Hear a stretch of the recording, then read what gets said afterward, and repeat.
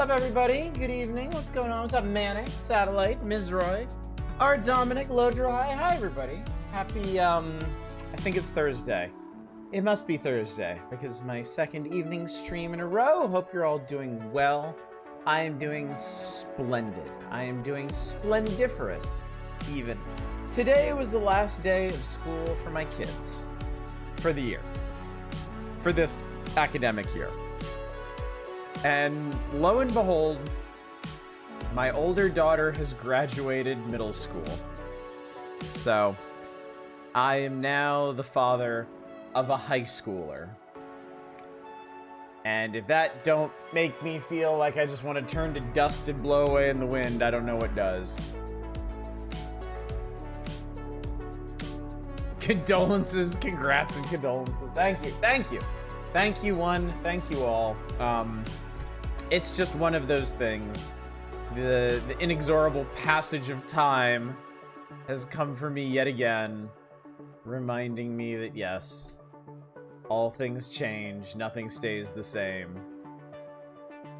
But I'm very proud of them. I'm very, very proud of my girls. They've done a lot. They've accomplished a great many things. My older daughter, my high schooler, actually is one of the few students who made it through middle school with straight A's all 3 years.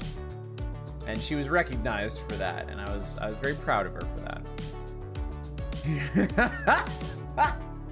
Your body is like a temple, ancient, crumbling, probably haunted. Condolences for what? Having a high schooler. My older daughter graduated middle school today. So I have a high schooler in my house now.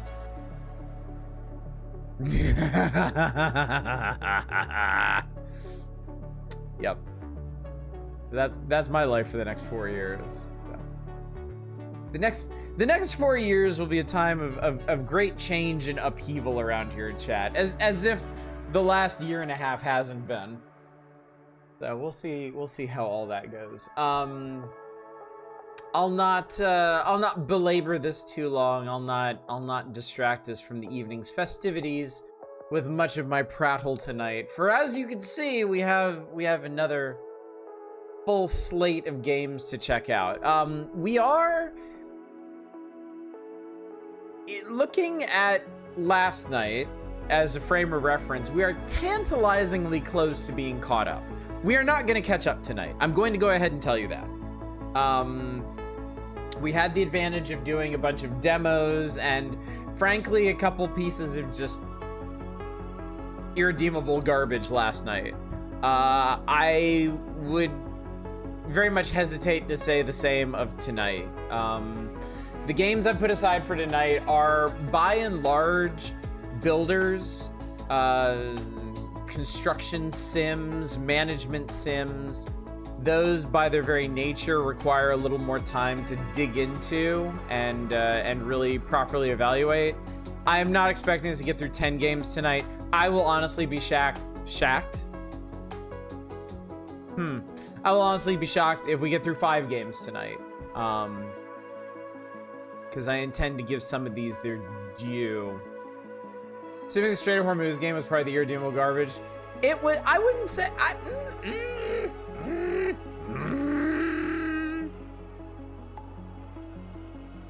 Garbage not it was.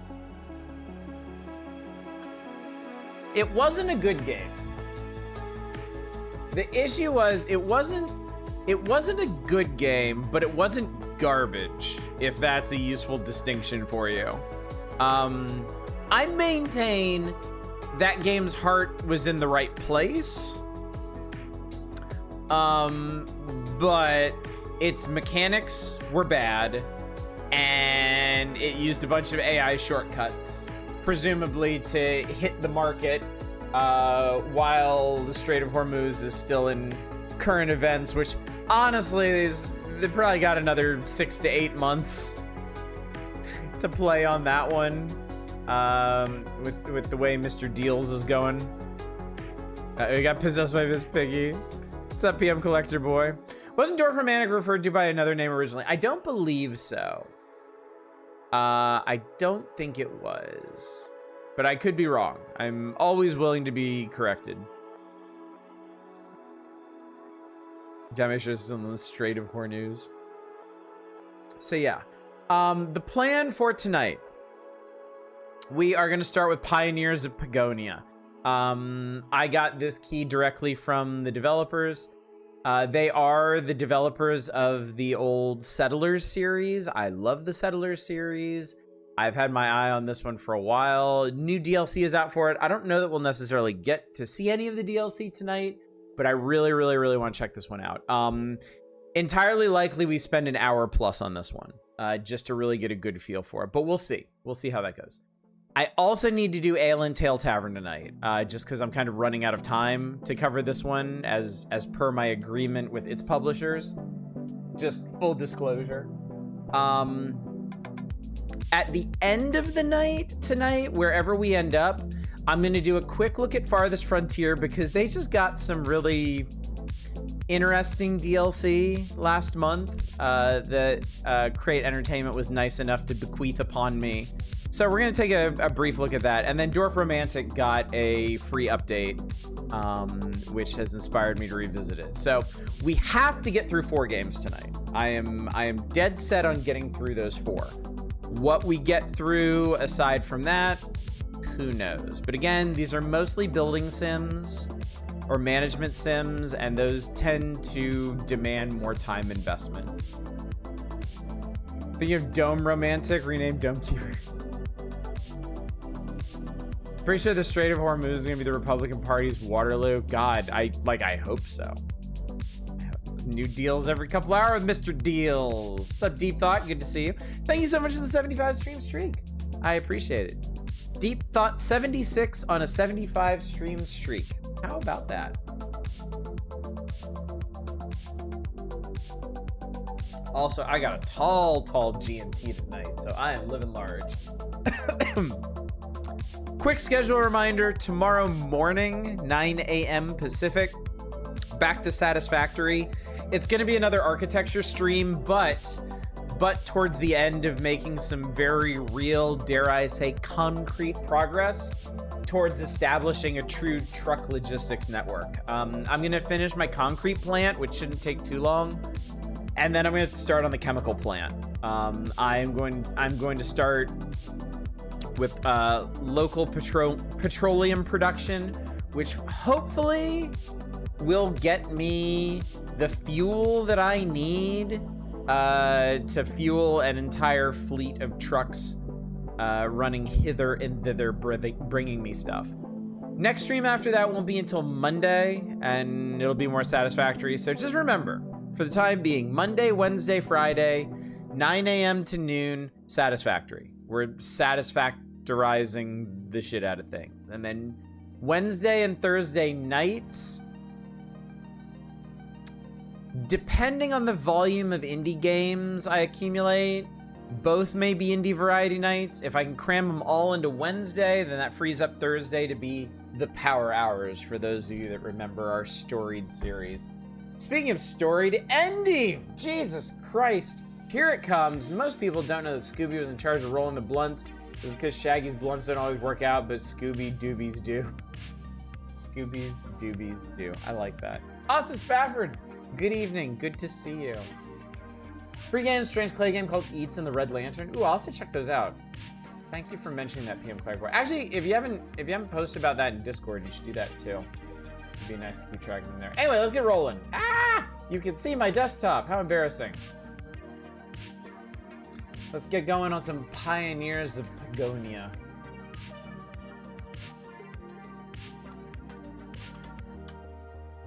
There's a short list of building sims that I perpetually have my eye on, and Pioneers of Pagonia was one. Synergy was another one, but I actually did pick that one up in the last big sale and check it out. The one about building a city on the back of a giant wandering, I think it's the Wandering Village. I've been meaning to get that one as well.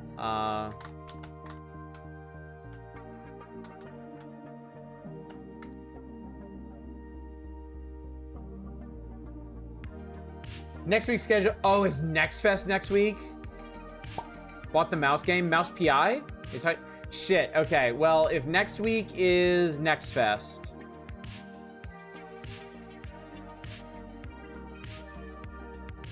If next week is Next Fest, I might try doing 2 nights of Next Fest games. Like, seriously. Might just go all in on the Next Festing. I think that'd be fun. Don't you, chat? Wandering Village looks cool. PB played some of that. Yeah, I definitely want to give that one a try. If you ever played or familiar with Before We Leave, there is another game in that series coming out where you build a space village on the back of a space whale. I want that one. Our world has been ripped apart since the fog arrived.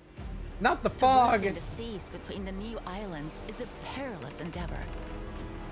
The fog covers the land and all the dangers lurking there. But as yet, fucked we it. have no idea of its Titanic'd it. No Oh, one Whiskerwood. knows Yeah, if I our want leaders Whiskerwood are real still bad. alive. But if anyone can find them, we can. As much as I love Timberborn, I really need to play Transform our lost Whiskerwood. tribes and face the dangers that lie in wait for us. After all, we're pioneers. Not colonists, chat. Big difference. We're not colonizers. I hope we're not colonizers. A lot of the animals you can spot in your village are modeled after team members' real pets. That's awesome. Hi, everybody. Let's new game it. So yeah, I have this. I have Pioneers of Pagonia Meadow Song. New production chains with fruit. I was reading that. Production chains with fruit, wine, and livestock, and protect Meadow Song's harvest from the mysterious withering. That all sounds pretty cool.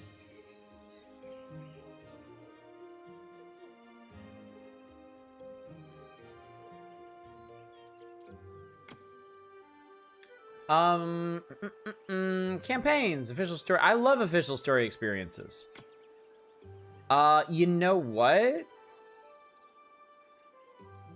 I wonder if I could jump straight into Meadow Song. This might be unwise, but let's do it. Experience the story of the island Meadow Song. Once known for their thriving agriculture, the harvest of Meadow Song is haunted by mysterious withering, destroying everything. Build up new production chains with fruits, wine, and livestock, and help solve the mystery before it's too late. Enjoy the story and building. Again, maybe unwise. I'm gonna pick average. Pioneers are often on their way to visit the agricultural island of Meadow Song to feast on the renowned products, and they must discover the Meadow Song's idyllic vineyards are not the peaceful hills they expected. Never were considered differentiation between colonist and colonizer. But the catastrophe changed our lives forever. The land was fractured into countless isles and cloaked in mystical fog. We pioneers discovered a way to dispel it. Now we carry that knowledge from island to island to rebuild our home. Does look cute, doesn't it? Our next destination is Meadow Song, once Pagonia's most fruitful valley. Literally. The craftsmanship of the local brewers and winemakers is legendary. Their recipes are guarded closely, and the best are honored in the yearly competition that culminates in the Festival of Plenty. We want to lift the island's fog before this year's festivities must be called off. Yadri couldn't hide his excitement at getting to meet village leader Narvik of the Hopcutter family. We had hoped to be welcomed in that high definitely got my spirits, attention, Manic. but we were severely mistaken. Even though the people of Meadow Song greeted us kindly, we never could have anticipated the news that awaited us. The poison swamps, chat. It's always poison swamps.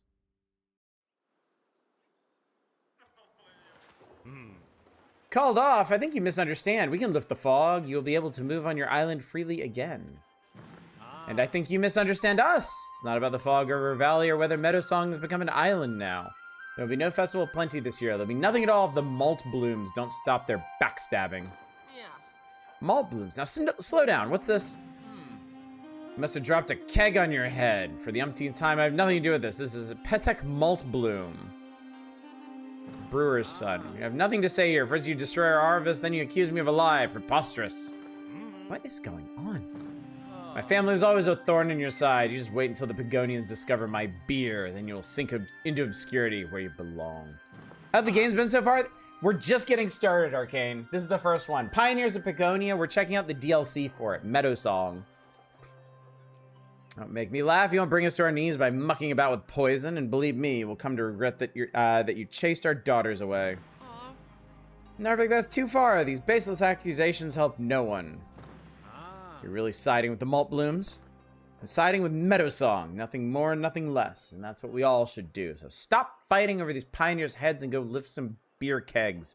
In the meantime, I'll hold an actual conversation with our guests. Huh. Winemakers. Their words are as nuanced as they claim their flavors to be. And he's gone. I apologize you had to witness that. The brewer families tend to be a little coarse, and presently emotions run high. I am a Yenna, and Narvik is right about one thing. It is not the fog that thwarted the Festival of Plenty. Since the catastrophe, we have suffered our own problems, and, to be frank, by now I fear for Meadow Song. Yeah. Because your harvest was destroyed by that malt bloom? I hardly believe that Pedek actually poisoned our fields, even if the other two brewer families accuse him of it. Allegedly, he stores the poison in a barn near the village, but with the withering, no one can reach it. The withering? Supposedly the poison caused it. Plants wither and rot. Almost all our fields are affected, in some cases even the surrounding woods. Anyone that dares come too close is infected with it, and it seems the withering is spreading. Oh, that sounds awful. Why does Narvik think Pedek and his family are at fault? The malt blooms are the smallest of Meadow Song's 5 famous families. For generations, they've been grappling for more influence. Shortly before we discovered the withering, our festival ground was wrecked. Narvik thinks the malt blooms did in an attempt to buy time to perfect their competition beer. Yeah. Is there an actual Star Trek city builder? A colony sim, yeah.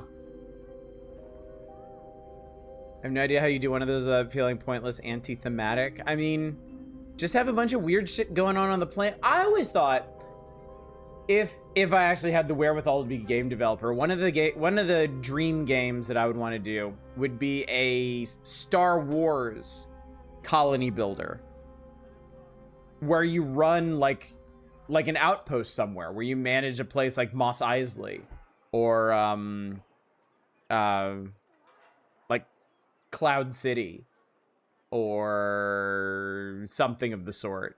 And you have different Star Wars characters and aliens coming through, and they all have their own little agendas, and you have to supply them with different supplies and gears and stuff. Tends to be story driven, yeah.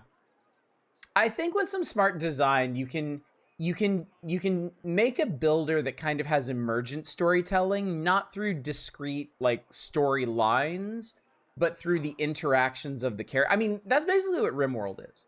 RimWorld is, it's self-described as a storytelling engine, because the mechanics of it allow for emergent storytelling. So I think that's, especially with licensed stuff. I think especially with licensed stuff, since you're getting outside kind of the traditional genres that they're expressed in, I think emergent storytelling is the way to go. Sounds far-fetched. What did he say about his daughters that were chased away? 5 young women have disappeared, each coming from one of the big families. Narvik's daughter is among them. The malt blooms are the only one not missing anyone. That's why they are blamed. Yeah. That is admittedly suspicious, but far from undeniable. Finding the missing is much more important right now. Stopping the strange withering before it spreads across the whole land. If you want, we can support you with that. Aww. Truly you would do that? Thank the ancestors for sending you to our shores. There's some empty land not far from here. You can construct a settlement for your crew there. Helping hands are welcome, with or without festivities. Don't worry about Narvik. I will talk to them. Yeah, Stellaris is fantastic, but you can seriously only get through like 1 or 2 games of it before you start recognizing the anomalies and stuff. Yeah, that perspective Star Trek horror game with Ro Lauren, that sounds cool. I am pleased as punch that the people behind Star Trek are willing to take chances with it. I know they did with the TV series. And I feel like it's been hit or miss. You know, we certainly had Strange New Worlds and Lower Decks, but you know, Discovery. As much as I love Discovery, it was extremely contentious, and the first seasons were very bad. Then Starfleet Academy didn't seem to go anywhere. So, but it is a relief to see they're being adventurous with the game licenses with it. One more thing, please don't disturb our evergreen vineyards. Not only is it dangerous because of the withering, you can also damage the last grapevines that we have left. Okay. Oh my god, this is a lot of shit. Alright, quick construction size road connection marker. Set waypoints to plan a route to your landing the Venturer. Connect the road by clicking the last waypoint again. So... what are we looking at here exactly? Okay. So here's this. This is their whole damn city. Okay. Narvik from the Hopcover family have been Meadowsong's most important brewer family for generations. Off-road prices. Liked Academy. Picard was a bucket of hot sick. They already delisted a Star Trek interactive narrative game. Aw. Shame. I thought I heard good things about that. Also, good, sweet Jesus, that is a lot of resources up there. Train trade carriers, which require backpacks in your guild hall, and you transport commodities outside your borders. Okay. All right, that's in guard post. Okay, settlement progression. Okay, so we need copper. That's a cornucopia. Thanks.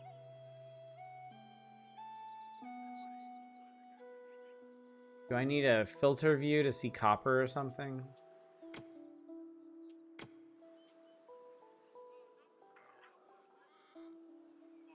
Ah, it was a Telltale-esque one. Okay.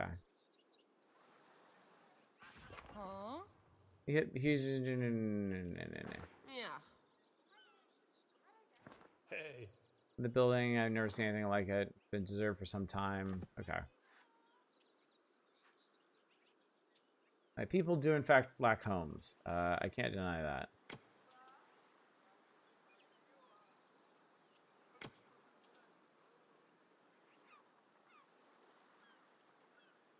Okay, I think we probably want this.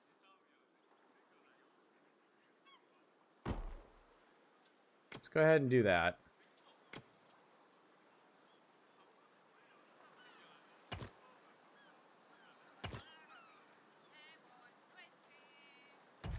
Okay. Road built. Dude's doing things.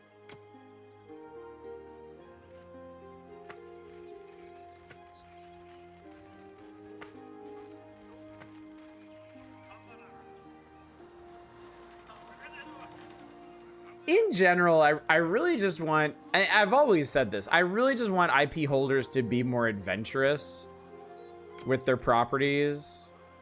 Just let people experiment with your stuff. Star Wars is a perfect example of that. Like, Disney should be just like churning out Star Wars content. Just let anybody who has even the loosest idea of what to do with it do something with it. It's never gonna happen because they're deathly terrified of their fan base. But I want every director on Earth to take a swing at Star Wars. Follow the Star Wars 40K route. Yeah, basically. Yeah. Star Trek actually sort of seems to be doing that. I mean, Star Trek doesn't have Disney money, clearly. But, you know, all of their recent Star Trek series kind of went in different directions, and some of them were extremely successful. Again, Strange New Worlds was like probably the best new Trek in decades. Lower Decks was an awesome, like, comedic take on Star Trek, and it was also very obviously made by people who love the franchise. Tommy Wiseau's Star Wars, I'd watch it. Better than some of the shit they make.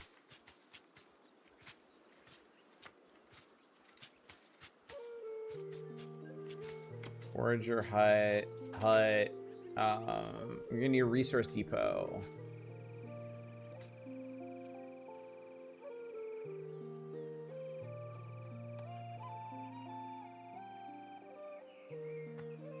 Where are the copper chunks? Where would I be if I was copper? Also, this looks like a border between our territory and somebody else's.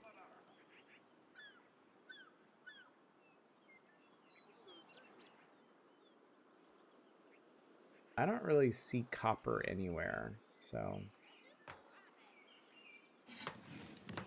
Prodigy. Oh, yeah, I heard good things about Prodigy, too.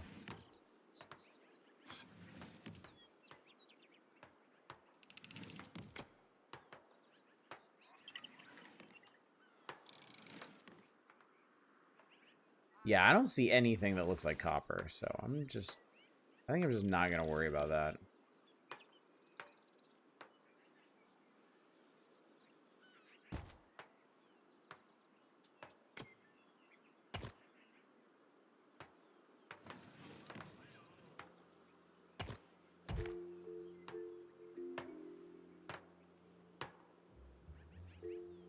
Is there time control around here somewhere? Anytime I see anything to do with Klingon food, it makes me mildly intrigued. Well, this looks nice.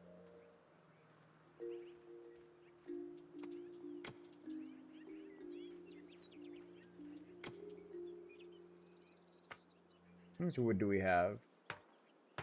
Man, these are some detailed tooltips. Production per minute through economy and trade. Consumption per minute through economy, trade, and loss. There's even a shortcut to focus the source building.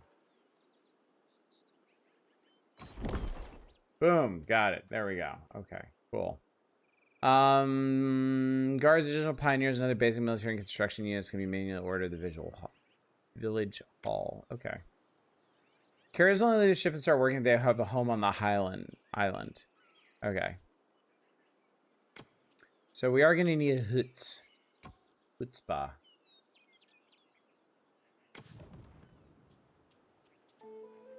Oh, this is interesting. There's like a progression tree based on the resources you have access to. So right now we only have access to wood. Once we have access to copper, then we can start doing basic tools. Then it's going to be softwood trunks and cloth, stone, iron, silver, softwood beams, so refined wood, steel, gold, and cement. How neat.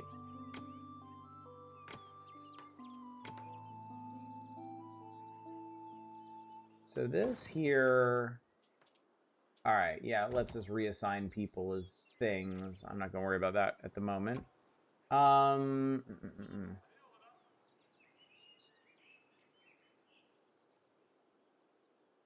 they're going to gather stuff. Good.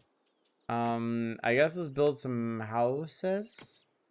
Because we're still running a massive housing deficit here.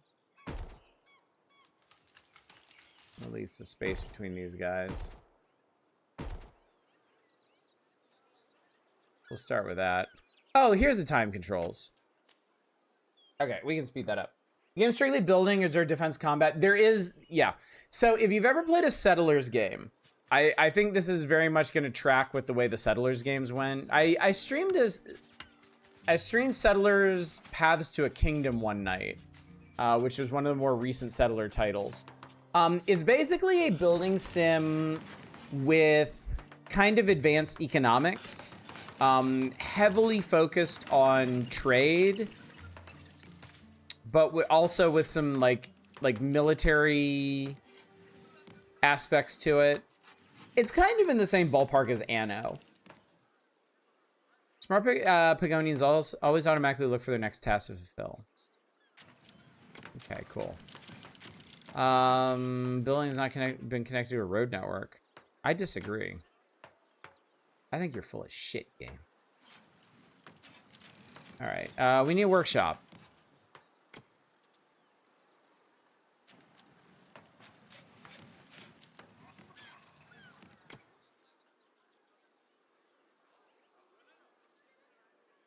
Oh, interesting. That's a kind of odd way to do that, but sure. I'm gonna leave some space around there because I'm not sure. Actually, I'm not sure how this road is gonna go from here.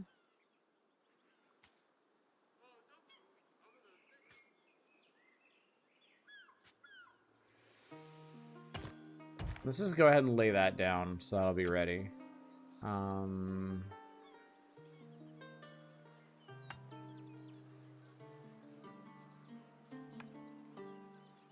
I'll just cram a workshop in here.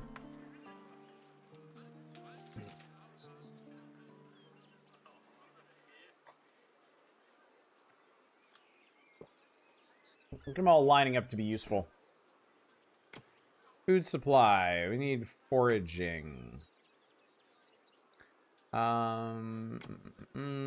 Build stuff close to stuff. I mean, this isn't complicated. I like that they give, like, multiple radii here. So you have, like, a pretty good idea of how close it's going to be to some of this stuff.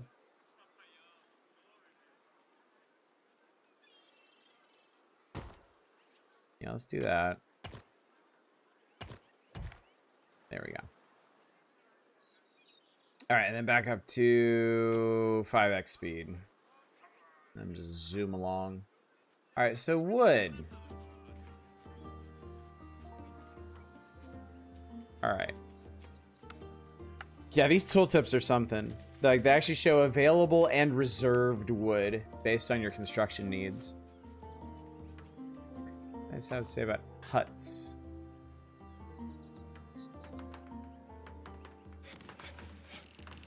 Okay. There we go.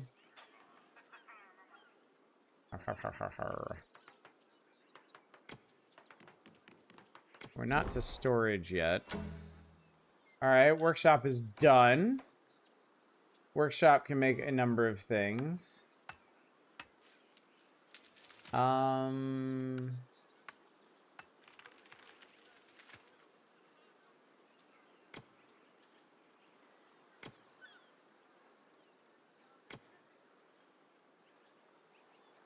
Interesting. Okay, so this is set to just produce on demand.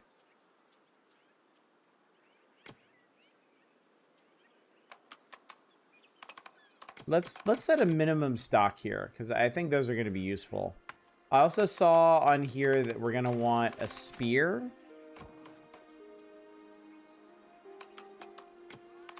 Yeah, let's go ahead and do that too. Give them something to do. We're gonna need a guard post. Why, I don't know. Guards use stones to mark and expand your territory, and station unit type can patrol attacks target locations from here. Feels like we might kind of want it, like...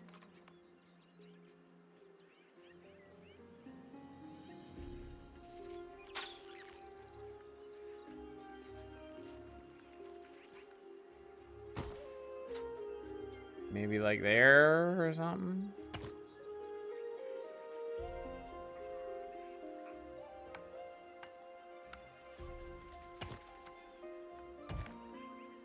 There we go.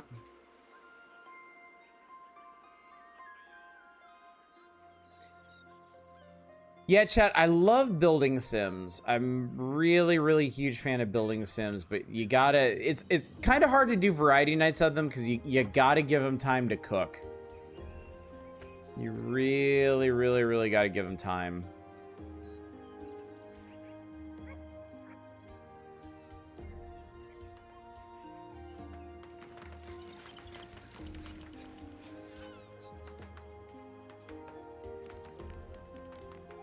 They are wonderfully therapeutic. Treasure hunting. I've discovered ancient ruins.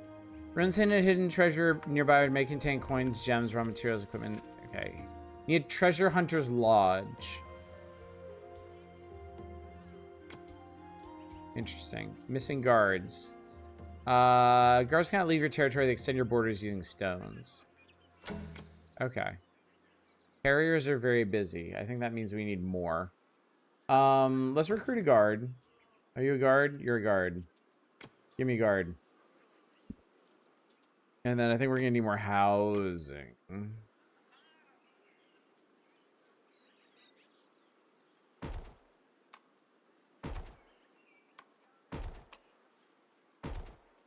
I also like the way this is handled, where it's like it's free building, but you're establishing a grid as you build.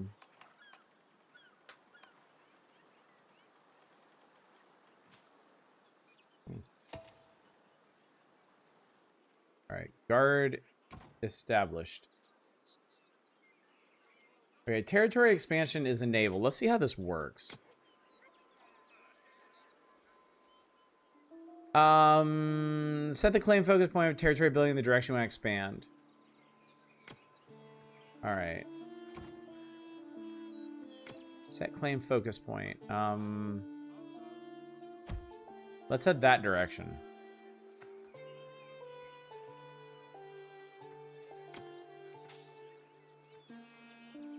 So how's this gonna work? Really? That's how we expand? We just like fuck with other people's borders?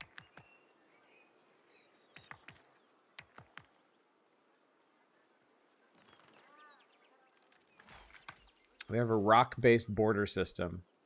Build huts or other residential buildings so they offer more space than your population requires. Okay. All right. We're gonna allow it. Yeah, just like real life. Just like real life.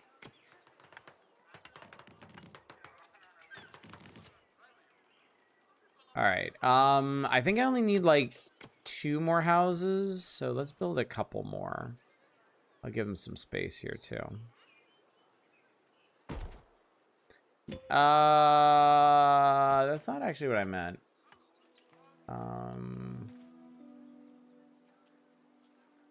All right, well, they're doing it now, so fuck me, I guess.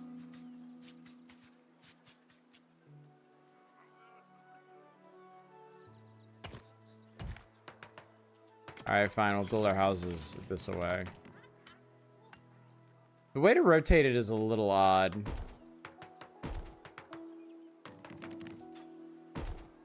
There we go.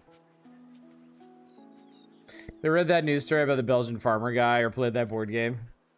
Oh my god, look at this. They're literally like digging, like building a tunnel through here.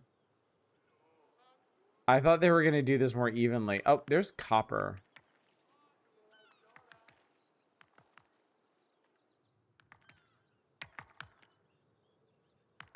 They're literally claiming squares.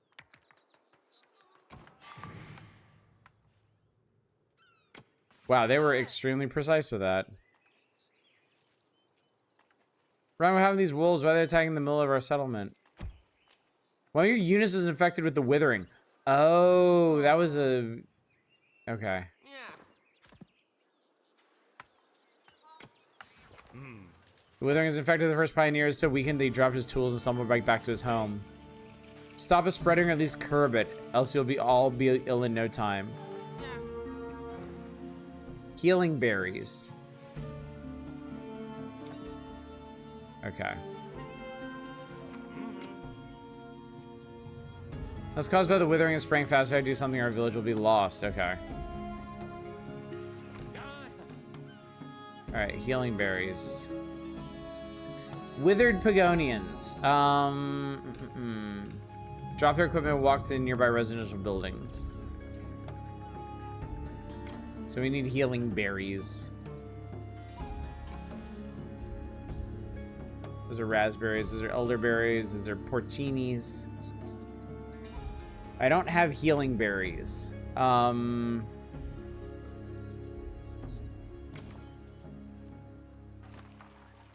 my god, they're over there? Fuck you.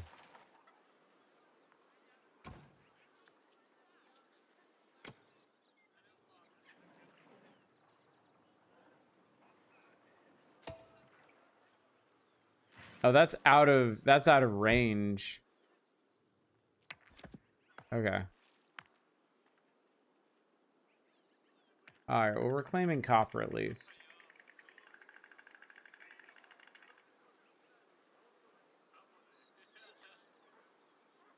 Man, I'm thirsty tonight. Why are the birds doing nuts?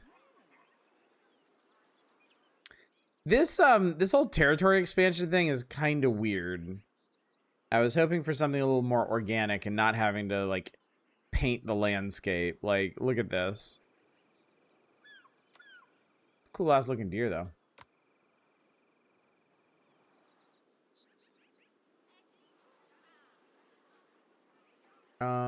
We're still low on housing somehow.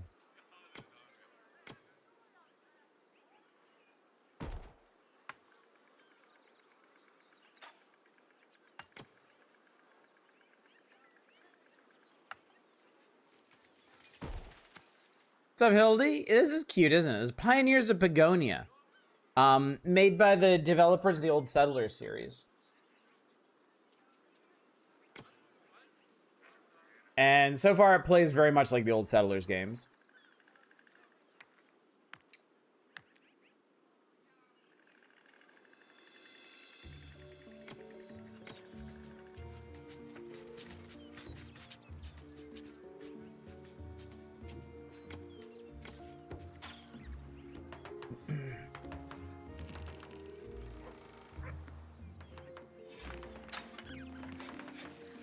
I wonder what happens if I connect this up.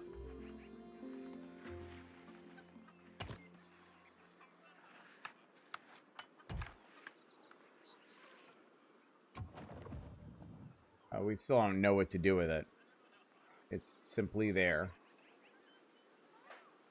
All right, well, we have sufficient housing now. That's an accomplishment.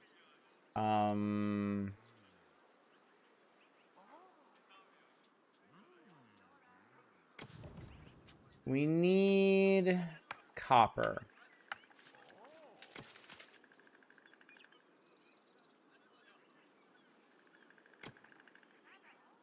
So apparently the only thing I really need to do is build a resource depot, buy it.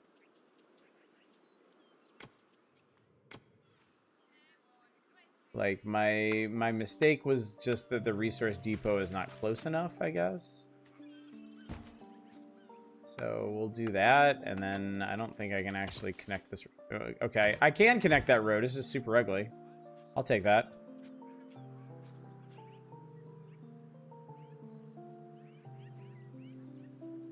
If that's all that's missing. Oh yeah, these birds are going apeshit, aren't they?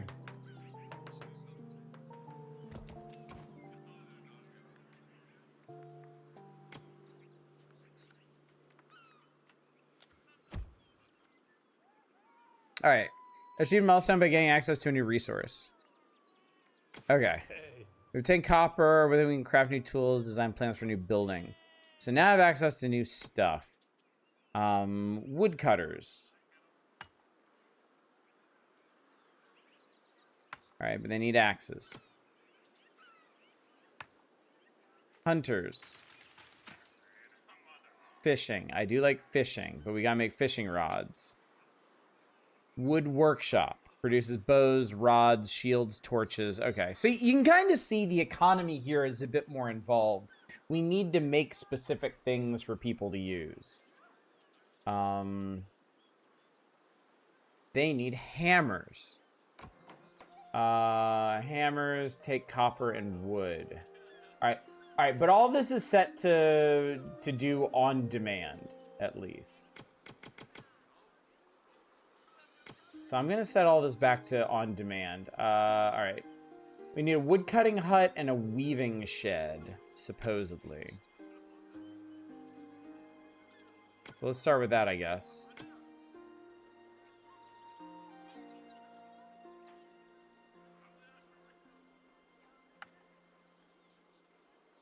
I'm gonna tuck this right back in here. A pretty solid road tool as well. I do remember that from the Settlers games. They had, they were pretty smart about that. Not hunting. Where was I looking at that? Weaving shed. Uses flax. I think that was kind of like over here or something. I'm just gonna kind of... Yeah, I'm just gonna slap you here. I'm sure it's fine.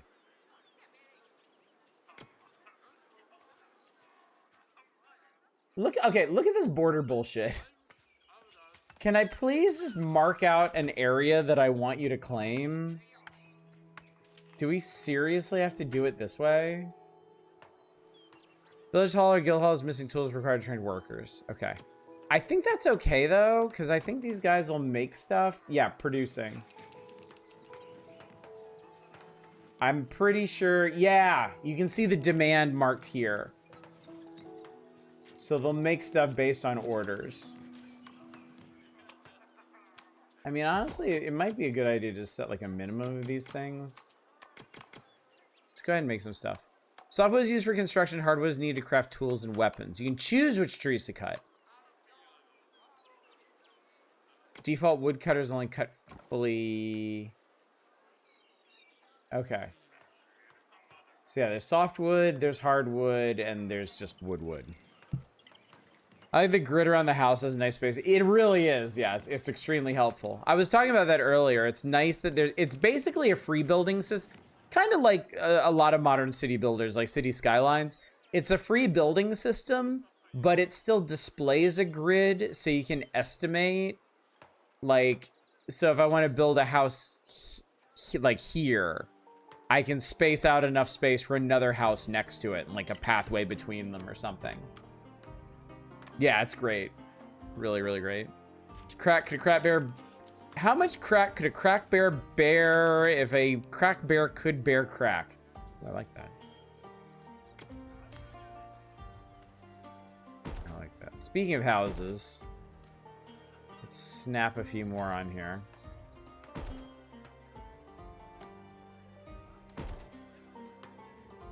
Yeah, very smart. Best of both worlds. Completely agree. All right. Staff is incoming. Incoming.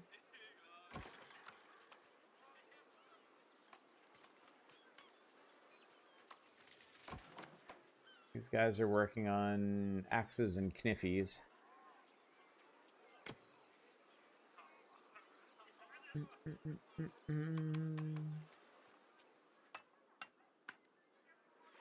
How's this full-size town? I like it. I like it when builders do this. I like it when builders start you off near like a fully functional town so you can kind of see what you're aspiring towards. Surface mining. Build quarries and mining huts to harvest surface deposits. Quarriers and miners need rations or nutritious meals to break boulders. We have softwood trunks now. This will help our grow settlement and economy. I think that's... Yes. We have access to a whole bunch more shit. Provisioners, quarries, copper huts, coal huts, iron huts, silver huts, tailor shops. So I guess this is like quarry area, maybe. All right. We need to produce cloth. We want stone block production.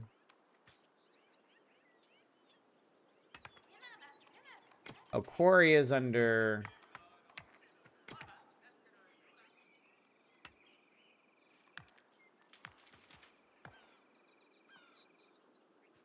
blocked by the terrain. How long till we can build pizza huts? I mean, that is extremely advanced technology. We're a long way off from that, I'm afraid.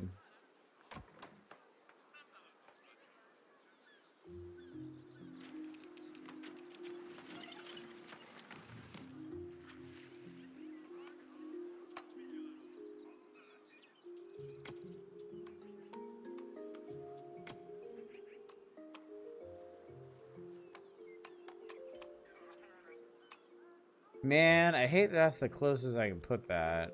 Maybe we can run... Could I maybe run a road through here? I can. Okay, cool.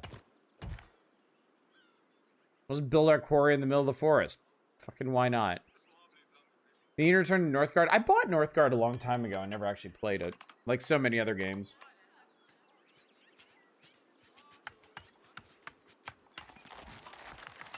Oh my god, I love gin and tonics, chat.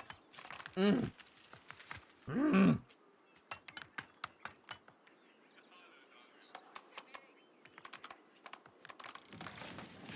hope this counts as a quarry near a boulder. I really, really do.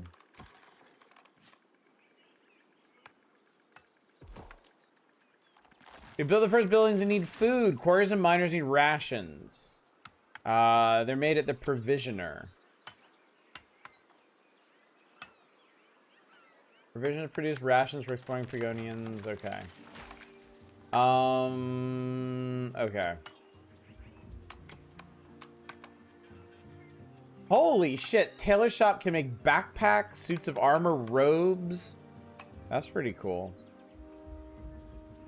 All right, I think we need a wood workshop. And it's huge, so this is gonna be a big pain in my dick.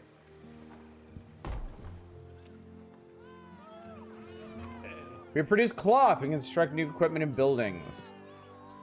Is that also? Yes, okay. So that got us storage, warehouses, construction camps, and military camp. Okay, so this is where the military comes in. Carbonated pine sol.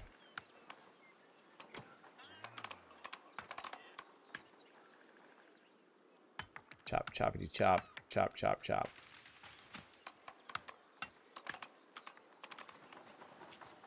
So we need the wood workshop to produce the tools that we need to build fishermen and hunters, who can then supply the provisioners.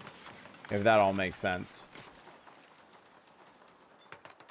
Fishing range. Looks like this is herring territory.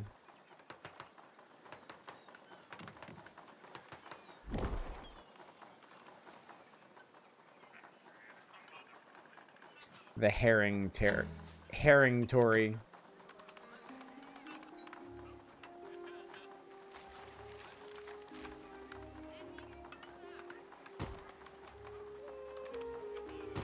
I'm gonna build 2 of these just because I fucking can.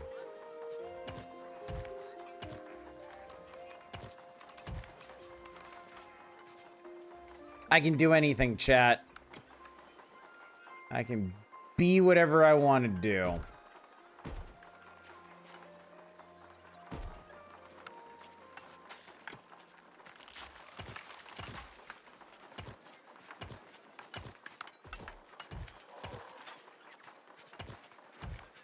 This system actually works out pretty well, I gotta say. Starbucks used to have a lavender flavoring. It was actually not bad. I like lavender. I don't know if I would like eating lavender. Okay, so it seems like maybe the guards will just kind of organically expand territory. Let's find out, actually. Let's train a bunch more guards, because I think we can have up to 5.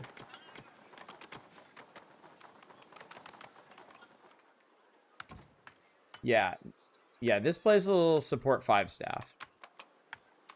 Herbs de Provence is a greater blend with lavender in it. All right, so the fishy man's gonna use the fishy boats to make fishy things.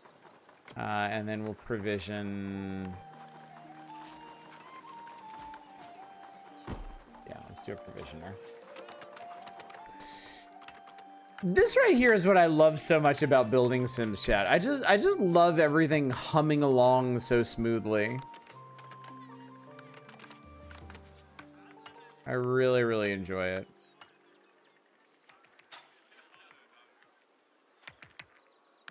Yeah, so they're claiming stuff gradually.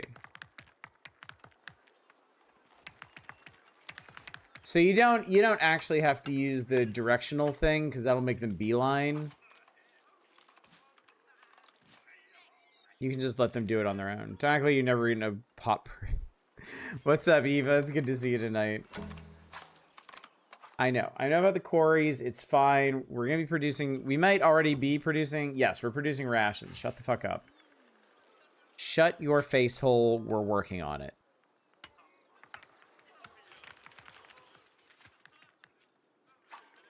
Resource-wise, we're flush with wood, with stone, with copper, cloth. I like hibiscus Jamaica flavoring on its own, needless to say, a beer.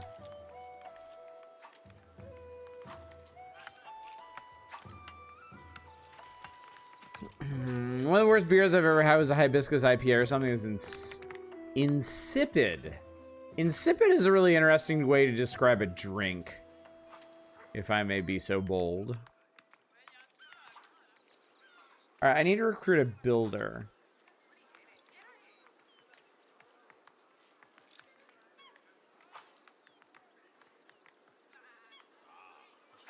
I guess let's make a builder.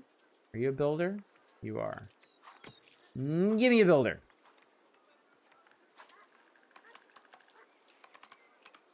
Spanish, you say it Jamaica. Build Pathfinders, hunt and train Pathfinders, you can remove obstacles in the landscape. Okay. Quarries of mine stone blocks. This opens up a realm of possibilities for our builders. I designed lands for many new buildings. An animal farm. That's wonderful. I can hardly wait to see the sweet chickens and pigs. Animal farmers will provide the animals with water. We also supply animal farm with wheat for the chickens. Okay. All right. So yeah, this is gonna get way more complicated really fast. Market stalls, wells, farms, breweries. Wait, where am I making wheat?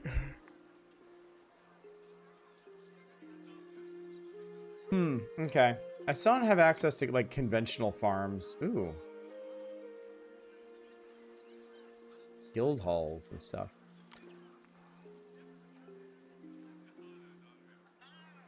Chat, if you will forgive me, I think I'm going to stop here. As much as I'm enjoying this, and I definitely think we could do... I mean... I could easily do an entire evening of this. I could probably do a series of this if I really wanted to, because this is fun. But we've gotten going on some basic building, and also a bit of the basic plot hooks with the withering and the evil fog and the cataclysm and whatnot.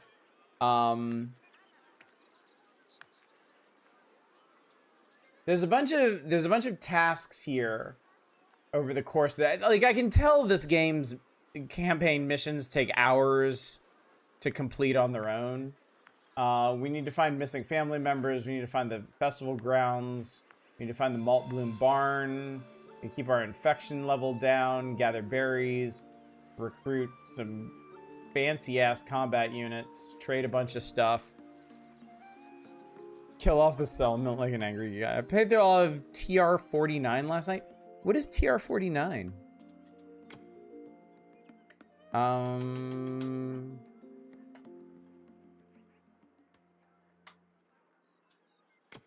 call it that.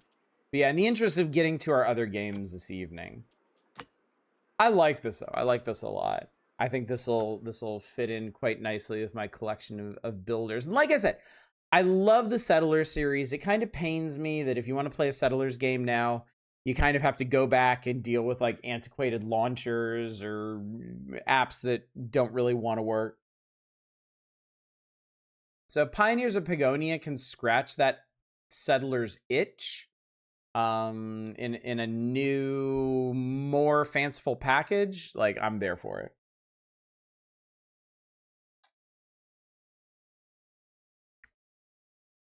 Narrative game where you have to go through an archival supercomputer to find what is destroying the world. That sounds really cool. Was it good? All right, next up, we're going to do some Ale and Tail Tavern.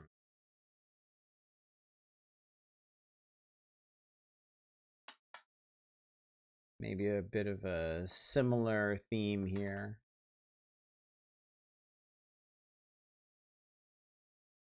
Good enough to play it all in one sitting. Wow, okay, I really might have to check that out then. I really might have to check that out.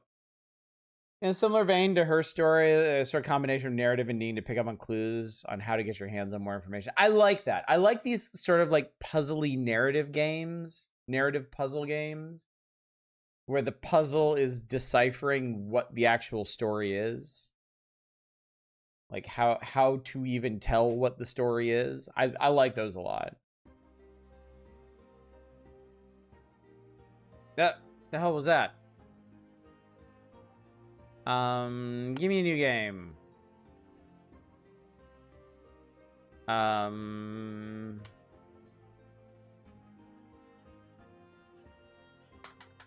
Bubsin. Peanut Clinic. Add songs to jukebox by completing character quests. There's quests in this? Holy sweet Jesus. We're here, chat. Greetings, traveler. Hi. Let me assume you are the new owner of the tavern we're standing in front of. Wow, you are a seer. Yes, all of my savings and inheritance went to acquire this tavern. My dream has come true. Some dream of becoming knights in shining armor, saving royal figures, engaging in duels, and determining the fate of the world. And you dream of serving oatmeal and ale to commoners? Well, why oatmeal? I have a knack for culinary arts. My purpose is to turn sad and hungry citizens into happy and well-fed ones. Well, it's a noble cause. The people around here love to eat and drink, and they know how to have fun. This guy is also Nice to meet you. jacked. And who might you be? I'm a simple merchant. I was about to set off. My name looking is for not a important. busier place, but perhaps Vienna sausages are I'll wonderful, stay. yes. I see potential in you, and where there's potential, there's trade.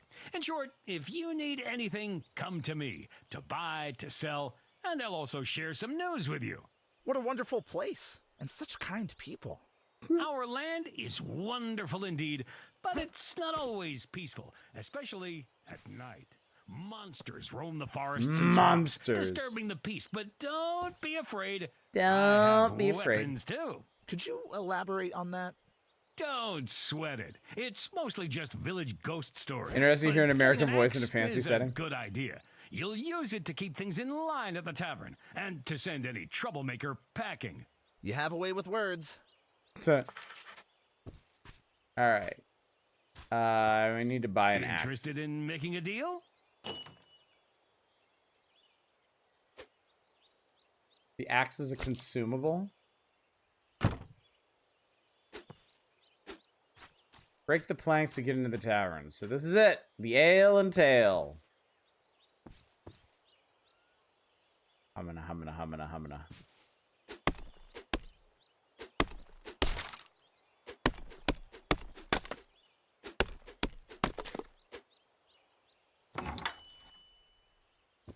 Oh. It's dark. Let there be light.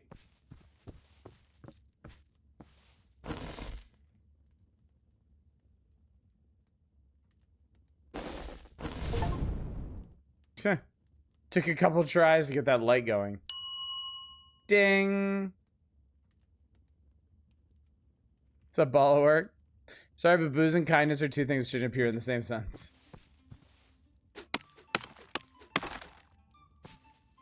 So now I need to break some old garbage. Good morning. Hope you're doing well.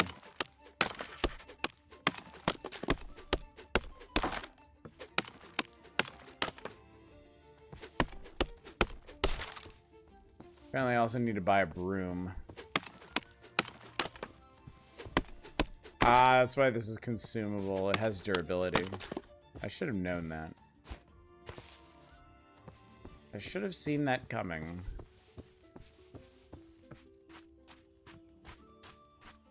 It's awfully convenient for these guys to show up just to sell me things.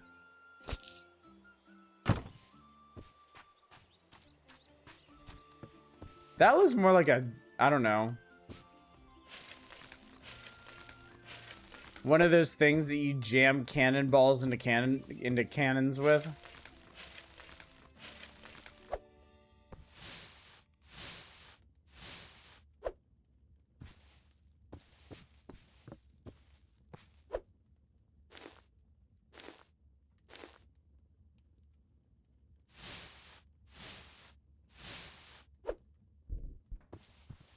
Oh, this place tidy as hell, chat.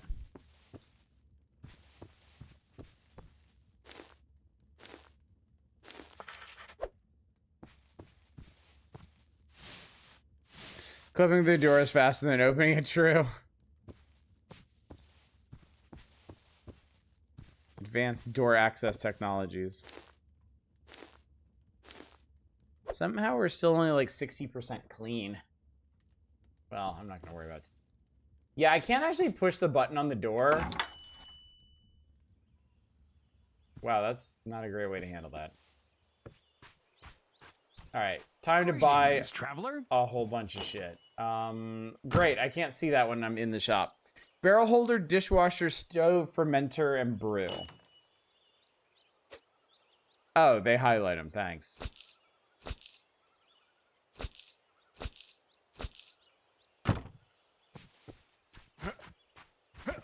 Wow, you can dash in this. All right, install the barrel holder. on the desk. Install the dishwasher.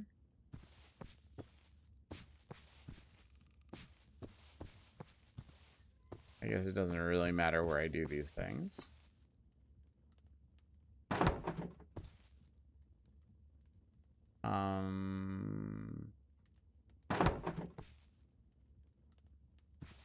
Big ass fermenter.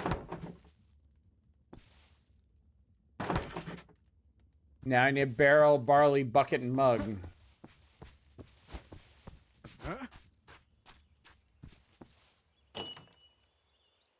Barley,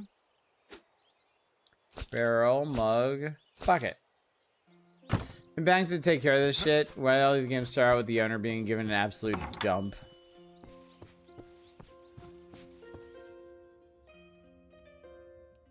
Whoa.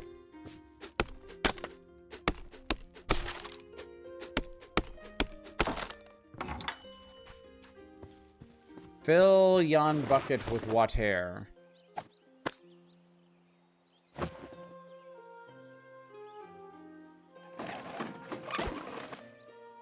Was the dishwasher for this fantasy tavern? You got spit in an old rag, you're good to go.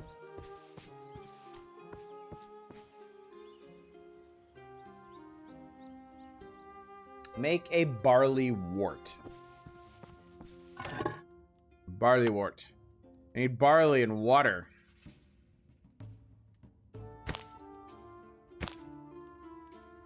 Cook it.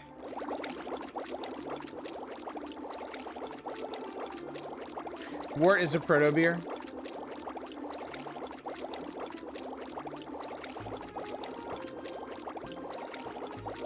Yeah, personally, I think it'd be more compelling to start these things not with like a rundown piece of shit husk of a business, but like either start you with like pristine new stuff that you can set up any way you want, or a functional business that you can then customize. Warts and musts. That cabin yesterday was named Beer. Oh, that's a good point, yeah. I mean, I get it. It's basically part of the tutorializing.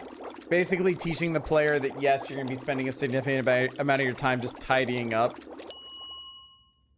Seems to go hand in hand with these business management sims. I blame Cook Serve Delicious. Make an ale barrel. So we take our barley wort and more water, and that'll ferment us some beer. So the business and have to run it down and do yeah, exactly. Exactly.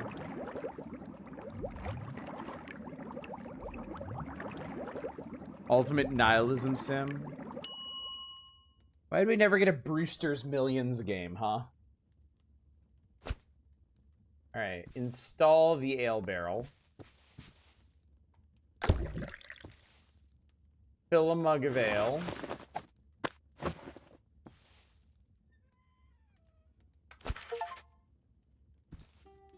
Buy a table.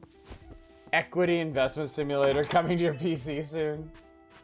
So with a nice, clean, fully stocked establishment over the course of the game, you just absolutely wreck its shit. What's up, Nemrin?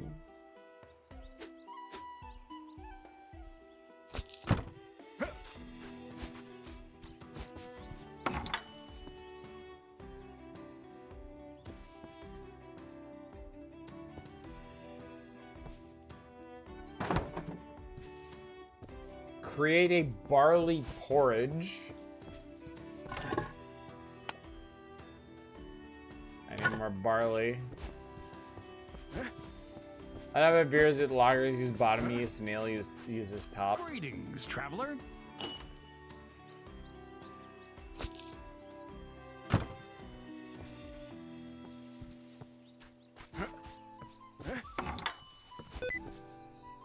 No, I don't want to turn on sticky keys, you stupid fucking operating system.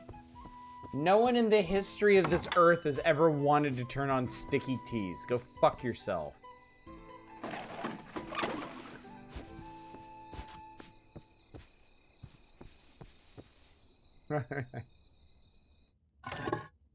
Why would everyone's sticky keys clippy? Motherfucker.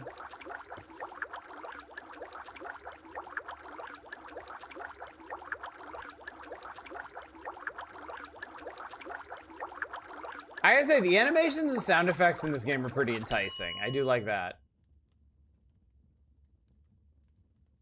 I need a plate? Are you serious? I have to go buy a fucking plate? Hang on, I have to clean my shit up first. This is important! Greetings, traveler. Stop greeting me, I don't care.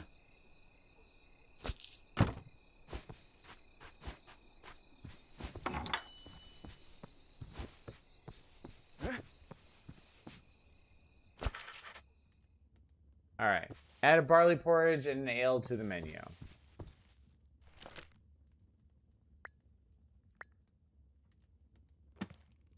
And open the tavern. As sticky keys are very important in accessibility, saying when the recommendation pops in the wrong way. Yeah. Sticky keys should be opt-in by going into the options and opting in, not by pressing a very common button multiple times.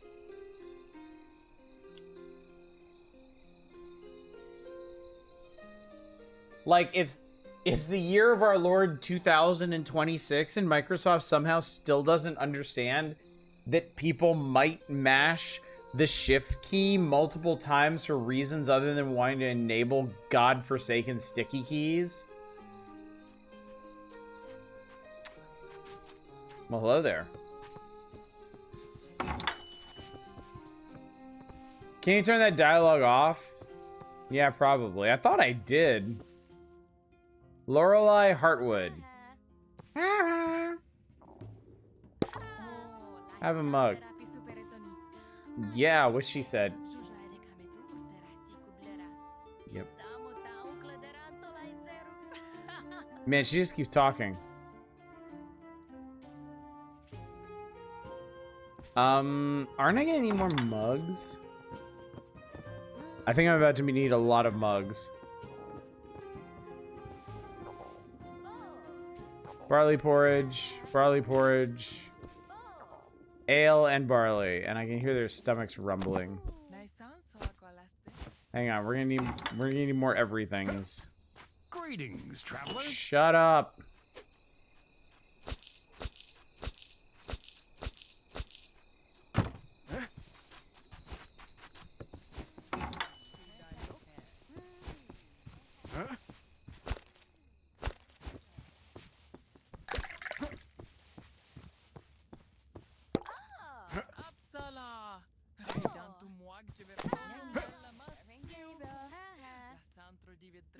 They're all hot, chat.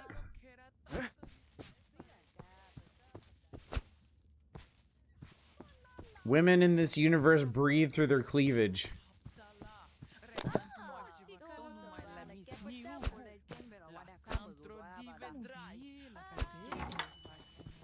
What's up, Shadows? Love to carb load at the tavern.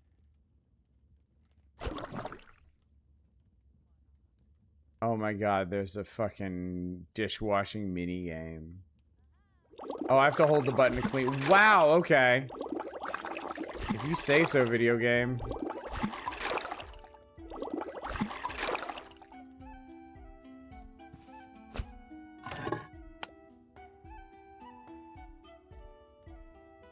Fuck, I'm out of things.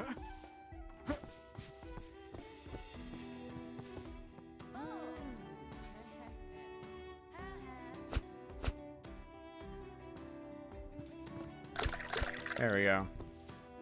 Ale it up. There is a dodge in this game, and I genuinely don't know why. I don't know what I'm dodging.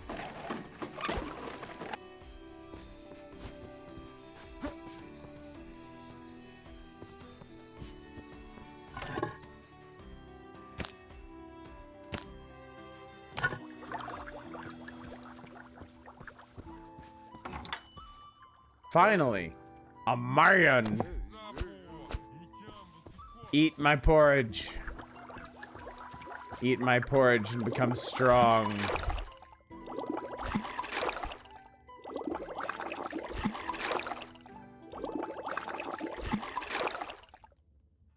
Also, how are these people making this shit so dirty?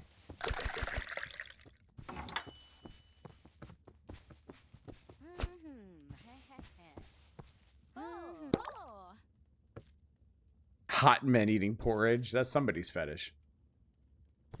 Certainly not mine. How's that? How are you soiling the outside of the mug so badly? Oh. You can actually put stuff here. Maybe they can come pick it up if they want it. Oh, I made her drunk.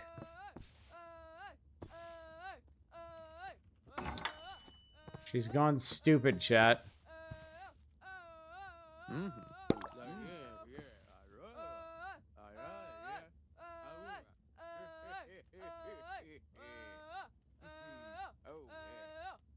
Yeah, this is me when I'm drunk.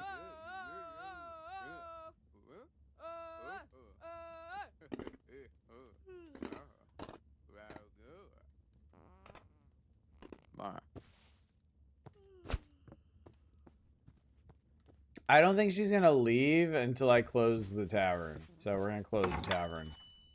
Do I need to, though? Like, hang on a second. Can I just stay? Jesus Christ.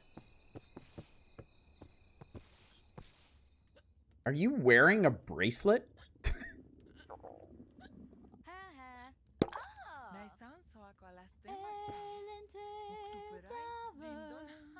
My only guess is bar fights can happen, thus a dodge button in HP. I mean, maybe there's monsters? The merchant didn't mention monsters.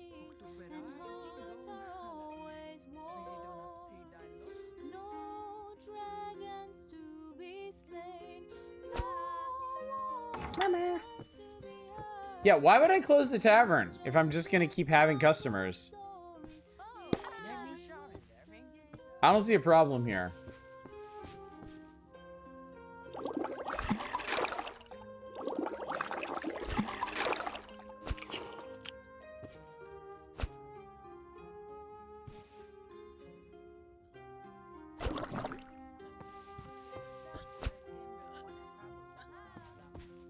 Can we attack customers with the axe? Actually, we might. It just makes a little squeaky. I hit her with a broom. Oh, that did it! Oh, you have to chase him away with the broom. That's hilarious. I love it. Mmm. Lukewarm ale and porridge from my pockets.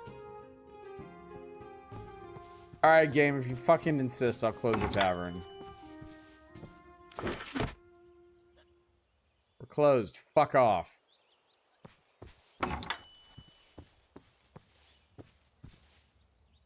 I'm gonna stare at you until you finish eating this. I need you out of my fucking establishment right now.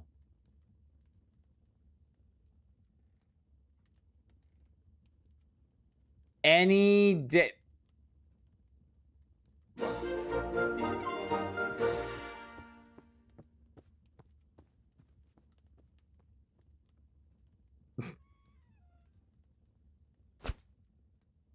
Yep. That's how spoons work.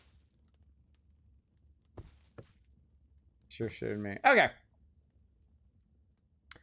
I'm good. Sometimes I really get into these games. Sometimes I really, really like these like first person like business management games. I can't really think of the last one that I got super into. We've tried a couple on this channel at this point. I got really into a tavern building sim called Tavern Master. I actually bothered to get all the achievements in that one and unlocked like the challenge mode. I could kind of see myself getting into this one in a similar way. Especially since the female patrons just have no idea how to dress themselves.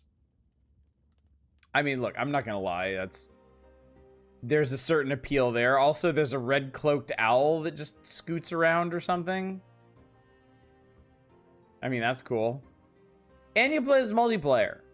So if you ever wanted to manage a tavern with your bros or broettes, you can do that. That's a thing you can do. All right. I am going to take a very unusual step here, chat. I'm going to do something that probably nobody saw coming.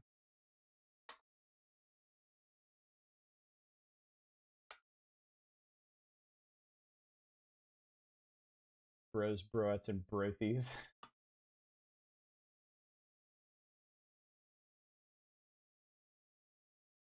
We're finally going to play Hotel Architect. After a month and a half. Whipping out the hog cocaine. Boy, that went in a lot of different directions.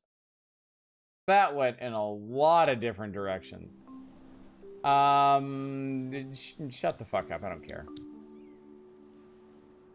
Oh, the little weebles! The people are little weebles! Campaign me.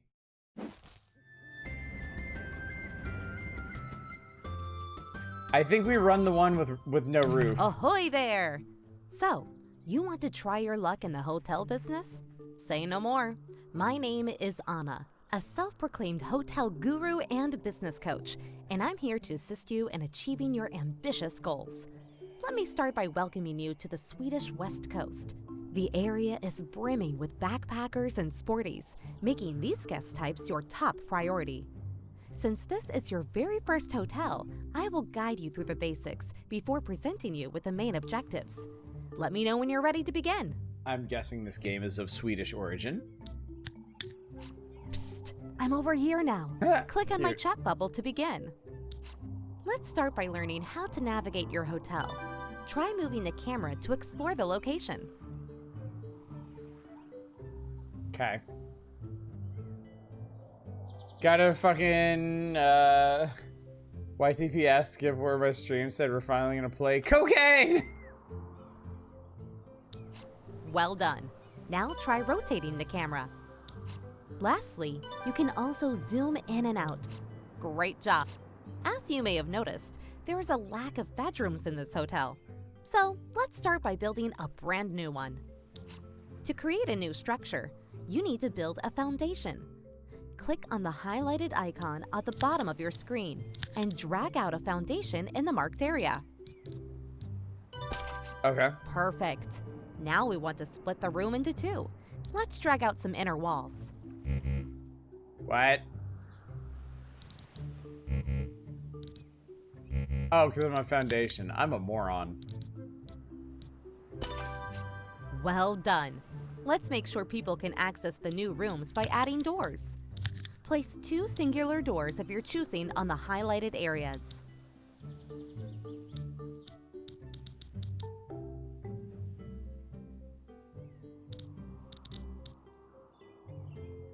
That's the staff door. Anyway, for the HD2D Final Fantasy, it looks really good. I saw y'all talking about it today, Nice. and like You may be the wondering design why concepts your new behind it. masterpiece is glowing blue. Well, that's because the structure is still a blueprint awaiting construction. Time to call some workers to carry out your plans. All these games in construction seem so simple. So I've had a wonder for basically To call my in entire construction life. Workers, click on the highlighted Because I'm a icon big at fan the of bottom SimCity and left city choose a builders. group size. Bigger groups are more expensive, but get the work done faster. For this amount of work, I would suggest genuinely calling the wonder- medium-sized group. I genuinely wonder if you could make a fun building sim, like a city sim, with like realistic building concerns. Like where you have to have like studies and surveys done, and you need to get the proper, like you need to petition for it, you need to get permits for it. You have to secure the land from the previous owners. You have to build like the construction infrastructure, like the scaffolding. You have to like block roads and dig up pipes and stuff and wires and things. I wonder, like, on the face of it, I think that would suck ass. I think that would suck everything good and cool about building Sims right out of it. But part of me wonders, could you actually make a fun and compelling game out of a realistic building sim? One that actually went through the trouble to simulate the actual struggle of building real buildings. This one.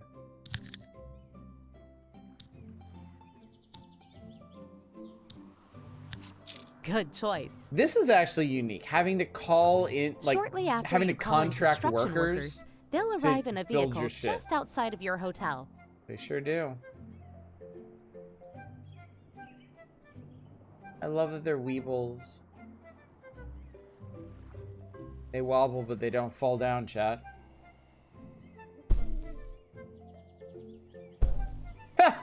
They just yeet bags of cement and it turns into your foundations. Just have to aim at the spreadsheet, sickos. That's true, man. That is true. Construction games are watching the German house flipper competitions and one team interpreting scared German by making a fake casino to trick him into missing his son's graduation, gambling his college tuition is genius.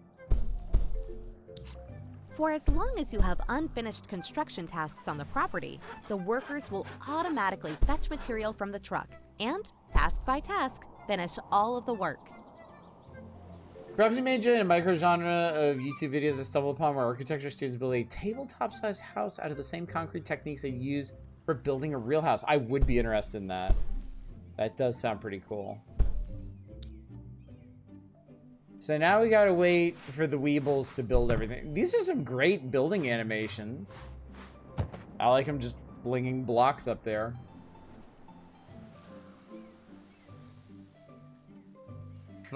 I know where this is going, Manic. Fun. Managing a hotel in a video game. Mystery managing a hotel in real life. Awesome. The structure is complete. But did you notice your workers spent valuable time moving to and from their trucks to fetch materials? I have a solution to that. To make the construction process more efficient, you can place out material sites near your blueprint. This will reduce the travel distance needed to fetch new materials. So, before continuing with the bedroom, let's place some materials. Okay.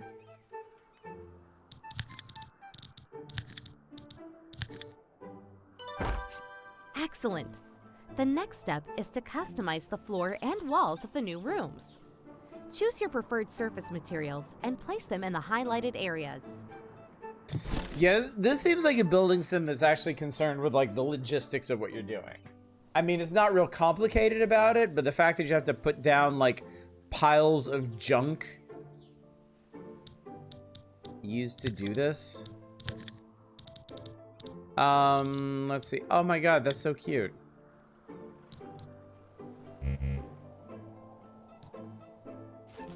Oh, there we go. Let's do that one there, and let's do pink here.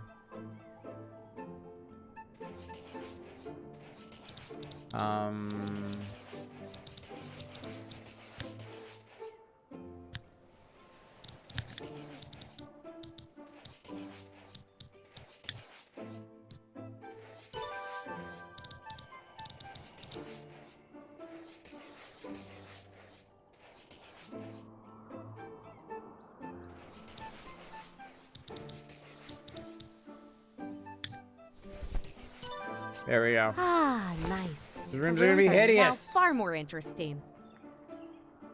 Managing agents is gonna become the game. Does seem like it.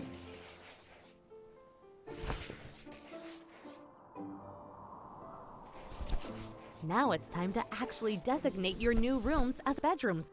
This is called zoning. By zoning an area, you unlock zone-specific functionality and items. Zoning also helps guests and staff to know what kind of activities are to be expected in certain areas. Let's zone your newly built rooms into bedroom zones. So we can zone reception, staff, maintenance, laundry, bathroom, bedroom, gym, kitchen, restaurant, sauna, bar, conference room, casino, and spa. That's a pretty good spread of room types, frankly. Well done. However, the red warning icon pulsating above the bedrooms is indicating the zone is lacking required items. Select the bedroom zone, click on the floor to see exactly what's lacking. The highlighted section to the right Shows shows which required items are missing. Click on the section or the items button to open the items menu. This menu shows you all handy. the items available to buy. Oh, this You is can really sort handy, and filter chat. items using the buttons above the list or by clicking on a zone within your hotel. Try buying and placing the missing items in your bedrooms now.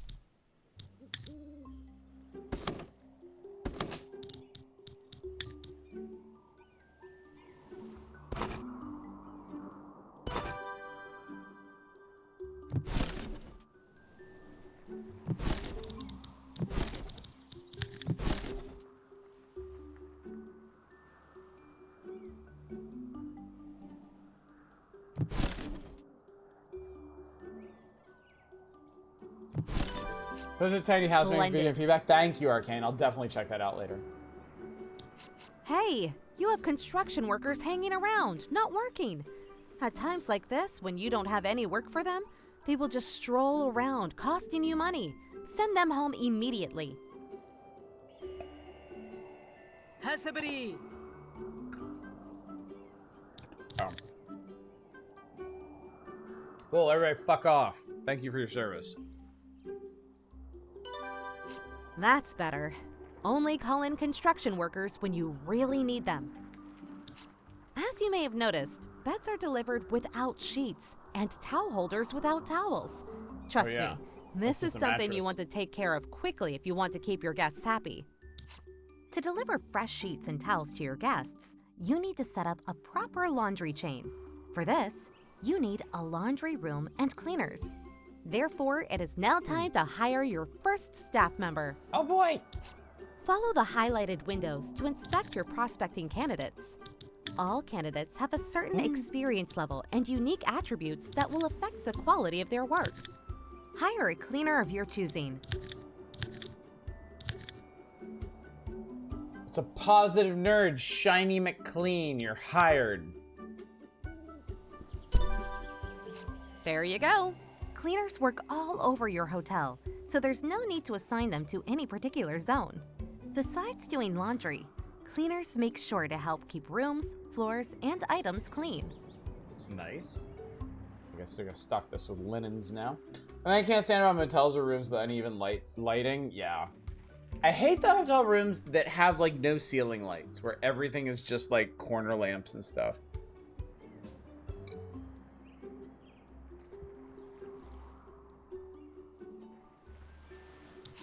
As with all staff, when cleaners complete a task, they will receive experience points, XP, that add up to reaching higher skill levels. High-level staff generally perform better and are more appreciated among guests. Low-skilled staff, although sometimes necessary, may cause havoc. How exciting. Another important part of your staff is the maintenance personnel. They will help you repair and maintain items and water your plants. Hire one of the maintenance candidates.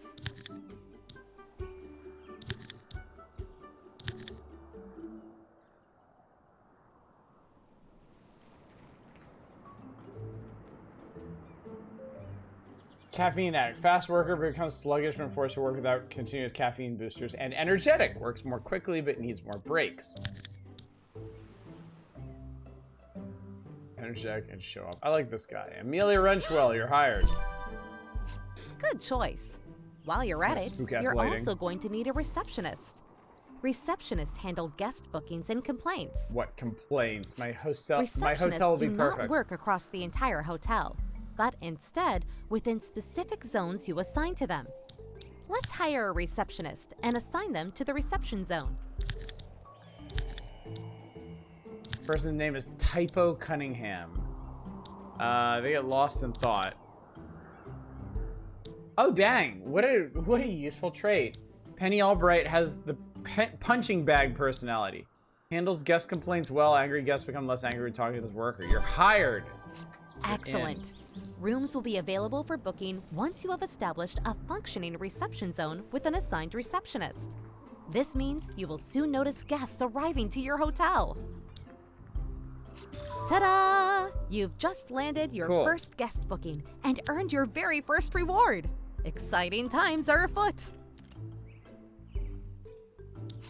Since we're on the topic of rewards, why not check out all of the objectives and fabulous rewards this location has to offer?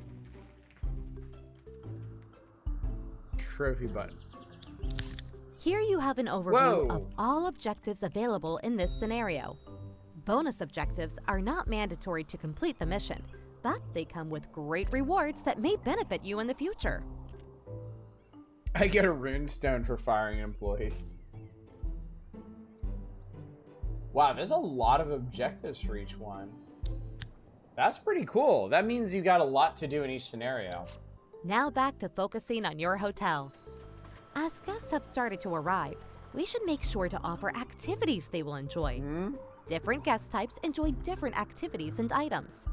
In Gothenburg, we specifically aim to please backpackers and sporties.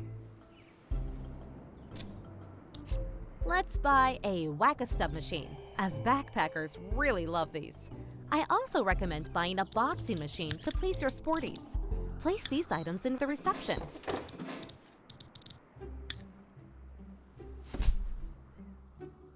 If y'all say so. Get a small group of workers.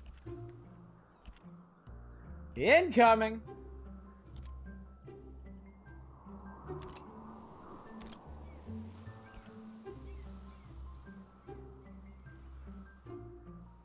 Your hotel is too perfect. I can't find anything to complain about. I was really happy when I went to Hawaii. Some regional gas station pumps were all lit at night. It was scared to bring more light possible. Now let's move over to a crucial part of most hotels, the restaurant. Oh boy, oh boy. As you can see, your hotel has a restaurant zone already, but to serve food, you will need to prepare it in a kitchen. Let's create a kitchen right next to the restaurant. Start by moving the sofa that blocks the room entrance. Press and hold to lift it up. Nice! You can pick up and move any character in the same way. Make sure you have enough space for all kitchen items. We can do that by demolishing that inner wall to create one big room.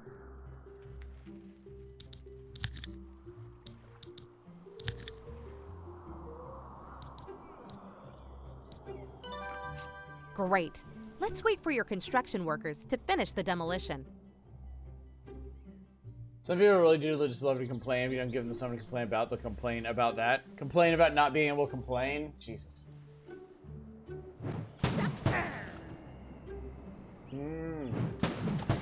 That's more like it. Noise complaint. Let's zone a kitchen in your new, spacious area. Next, you need to compose a dinner menu for the restaurant. Open the dinner menu by selecting the restaurant zone and following the window on the right.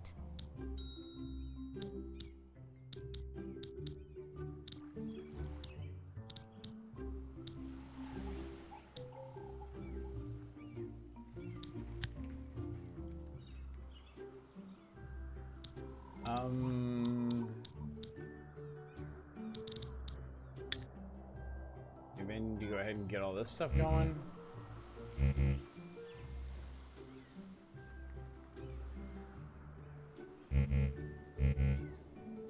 Oh, over here. My bad. This is your dinner menu. Here you choose which dishes are available for guests to order. Different guest types prefer different dishes, and their overall opinion of your menu will be displayed to the right. Since backpackers and sporties are common in this location, let's choose pea soup as your first dish. Good value and healthy. Also, literally my only option. Spot on. To the left of the menu, you can see which items are needed within the linked kitchen to be able to prepare all of the dishes on the menu. Now, close the menu and install required items in the kitchen. All right.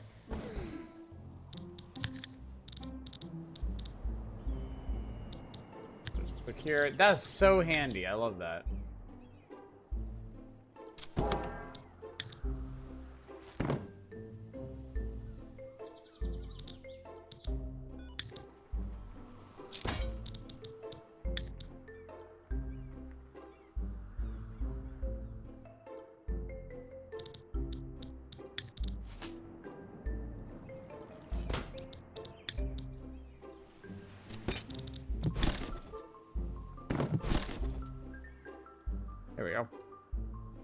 mean, yeah, getting pretty curious.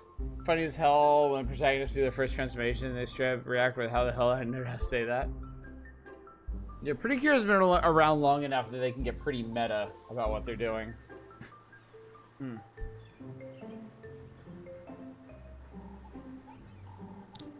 And I appreciate that.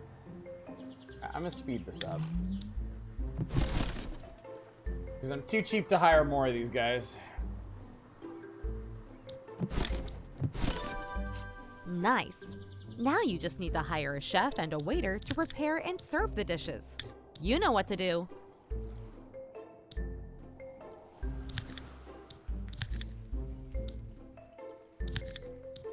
Avant-garde vegan. Plant-based dishes cost no energy to prepare.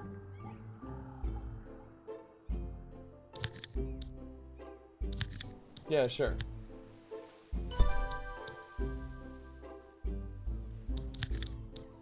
Alright, let's get Sanji in here.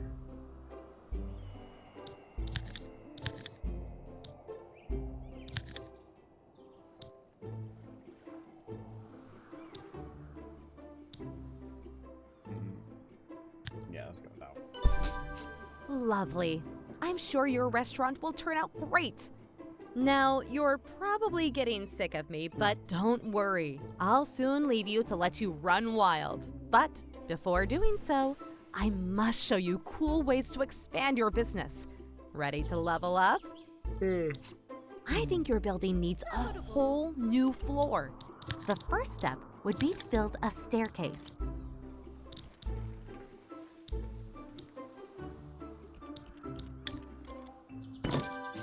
Okay, as the staircase is on its way, let's move to the floor above. Excellent.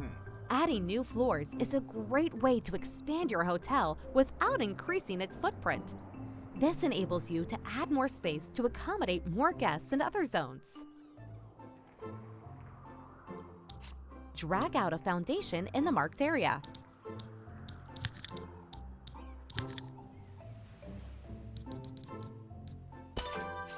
And just like that, I would say you have now grasped the basics of becoming a successful hotel entrepreneur. And my work here is done.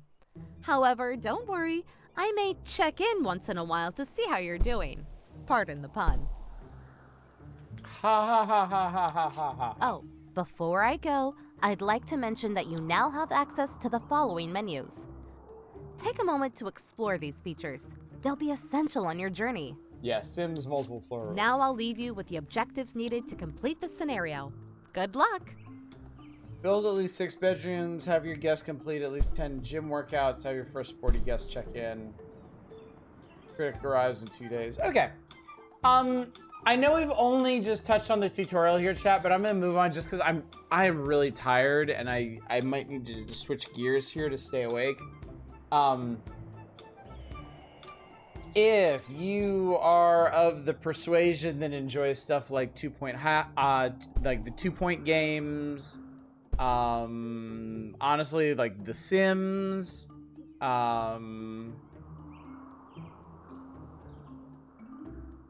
yeah, really any of these top-down like building management games, it seems to fit in well there. Like I said, I got really addicted to one called Tavern Master. And I think this one could very well scratch a similar itch for me. Playing getting the Kairosoft presents Sanji. Yes, absolutely. High chance I will stream that game when it comes out. That one looks super, super cool to me.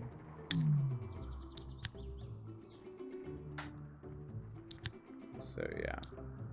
I don't know what I just did, but there's a world map. There's a world map. Okay, so yeah, it's actually kind of interesting, chat. It's genuinely kind of interesting how long a shadow the 2-point series has cast across the sim genre. I know they've got big money backing, so they're not exactly indie games, but at the same time, they're niche. And I'm really impressed at the influence that they've had.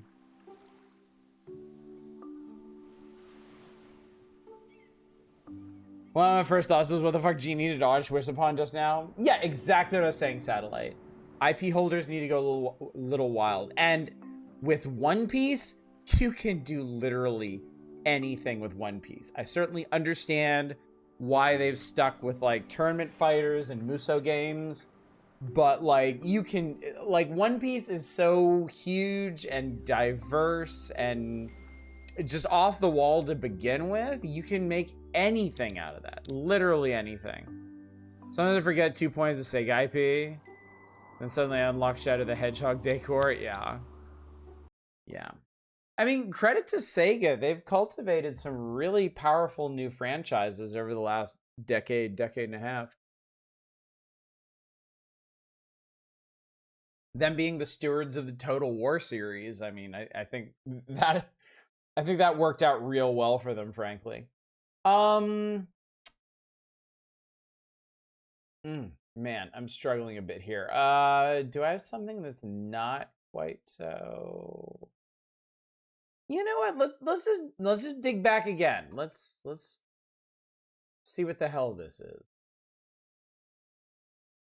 Let's get these long-standing games just up and out of here.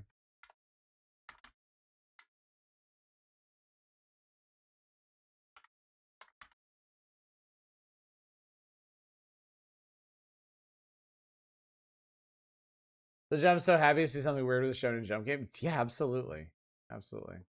Football Manager is also a big feather in their cat PC gaming wise. Yeah, Sega's got some really good stuff on the PC side. Really good stuff.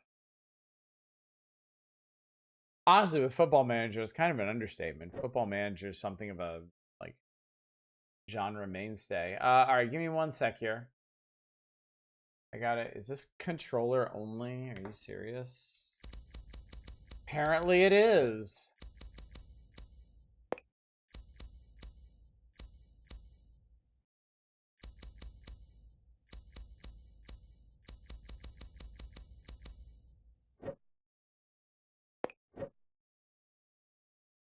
Let's see if it's gonna work for y'all.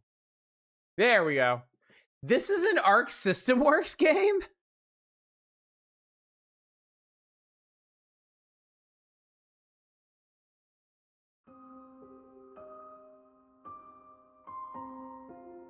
Damon. If you ever find yourself lost and confused, look up at the stars and remember. Inside everyone's heart, there exist 2 wolves. I mean stars. One shines light on your path to provide you with courage and confidence.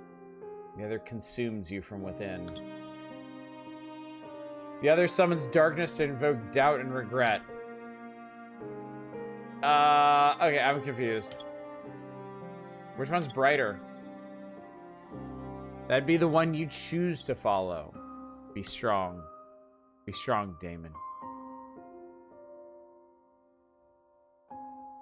I wonder, could Sega consider re-entering the console market now that enough time has passed since their last failure and they're stocked up on solid franchises? I mean, at this point, why bother?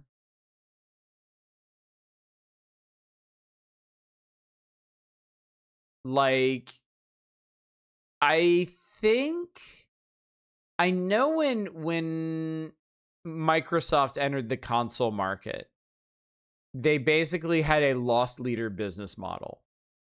Like, they lost money on Xboxes, and their whole concept was to make the money back on licensing fees and software.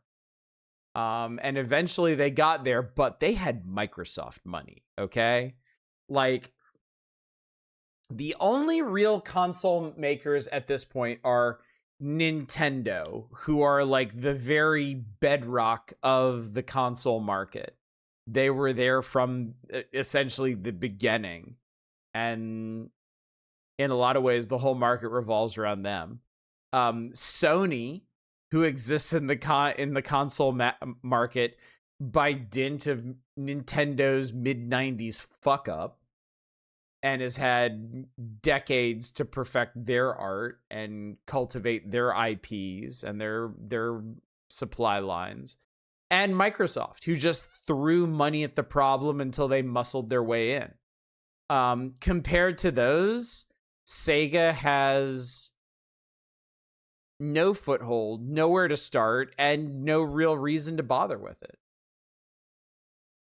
Yeah, I don't. Yeah, and this is before even touching on like the AI hardware apocalypse that's been initiated. Did you know at my store at LAX, my tech store at LAX, we have not gotten SD cards or USB thumb drives in months. And I'm pretty sure it's because AI is sucking up all the hardware. I'm pretty sure we're in a more dire memory shortage than anyone is really reporting on. And it's only going to get worse until the AI bubble inevitably pops. So, chat, every day, I'm out there praying. I am not an accelerationist. I am not looking to make anybody suffer. But I'm sorry, like a global market crash with the collapse of AI is inevitable. And if it's inevitable, I just want to get it over with. I just want to go ahead and initiate the pain so we can get to the healing that much faster. Maybe build mega chip fabs on the moon and hardware costs drop a lot or something. Starbucks canceled their AI inventory system because after 9 months it still couldn't count. Yeah. Steam said outright the reason the controller is the only member of the tech line that's actually launched because it doesn't need RAM. Yep. AI is ruining everything. Yeah. AI has no redeeming values as it has been presented. It needs to die. For the sake of our entire civilization, for the sake of society as a whole, there is a moral imperative to destroy AI. It really is going to destroy us. So, anyway, let's see what this cute game's about. I'm a demon. I'm not an ordinary demon. I'm a demon king. McDonald's gonna get their AI to take your order through their system. AI is sold on promises that it can do things it demonstratively cannot do. Like the entire AI market it's smoke. It's 100% smoke. It's empty promises. It is rain checks for technology that's supposed to manifest in the future. And as far as investor money goes, it's a big shell game. So I was optimistic that everything was going to collapse in the coming months, but with their IPOs on the horizon following the SpaceX IPO, I'm fearful that that's going to buy them another couple of years to get their feelers further into the market and make it that much more painful when they do implode.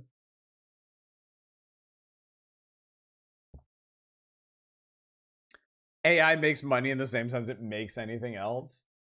I mean, that's the most obvious pitfall of the whole thing. It doesn't make money.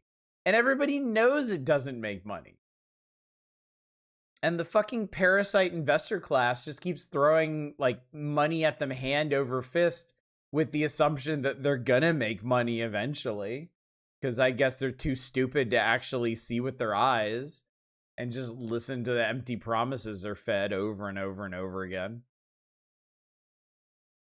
I've decided I'm never going to manage a Steam Deck in the near future. I'm going to strip my old computer of everything but games uses Steam GOG console. Talking about with someone, kind of feel like the first crisis may trip the second, like the war straight driving energy prices up may force people to reckon with building giant energy guzzling things. I mean, that would require foresight that, again, the parasite class just doesn't have. Because it's a systemic problem. Everyone involved with making the big world shifting decisions with regards to AI is not looking in the long term. They're too incentivized to drive share prices in the short term, and right now AI is the big buzzword that everything is coalescing against. So as long as your business is integrating AI in some way at the expense of labor, stock prices go up and you get your bonus and you've done a good job according to your capitalist leash holders. But it's just fueling this ever growing rolling boulder of disaster that is tumbling down the hill towards us. And actual people, regular people like you and me, are powerless to stop it, even though we can see what's coming. We were watching Naruto and Crunchyroll subs dropping with the doozy of Blunt Force Trauma direct translation of Sakura saying is tiresome, so explain quickly.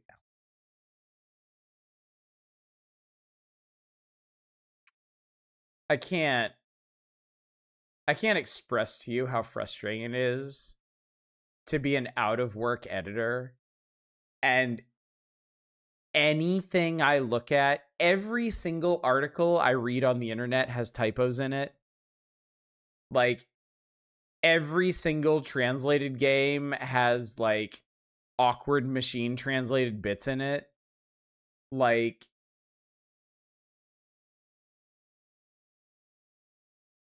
I have these skills and these talents honed over a decade of hard work and experience, and the market's just like, no, we're just gonna make shit instead. It's cheaper that way. Like, okay. I'm getting a little bit off track here.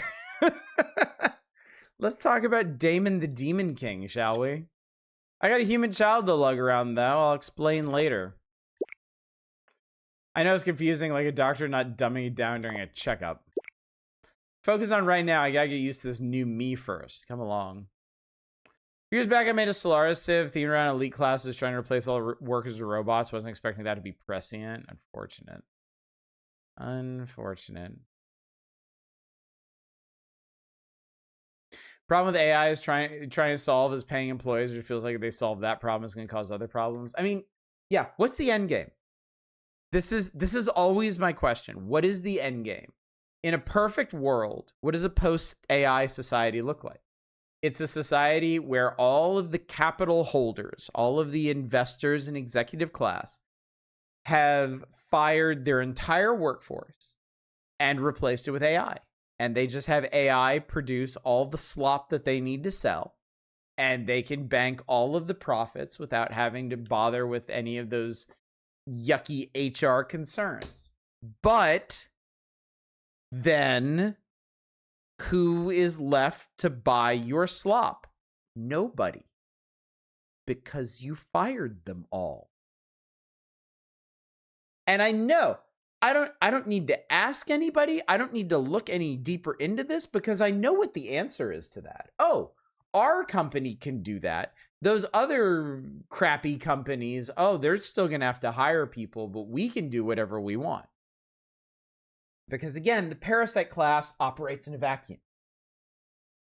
They operate in a perfect little rational bubble for themselves, and everything else is everywhere. Yeah, that's tomorrow's problem. Sell your slop to the other capital owners. Yeah, there you go. There you go. Just trade amongst yourselves. Let a few billion people die on the street for your capitalist dream. Why not, right?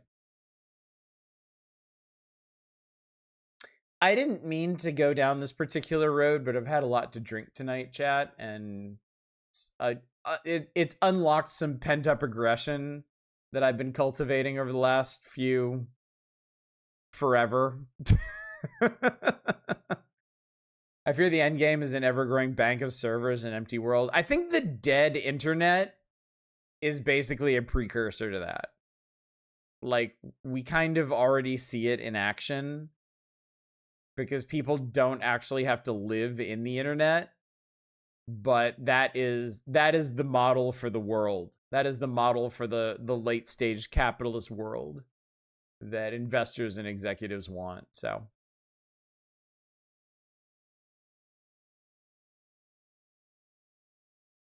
well, there is a relatively easy solution to this. But I think most people don't have the stomach for it. Let's focus on right now. I gotta get used to this new me first. Come along.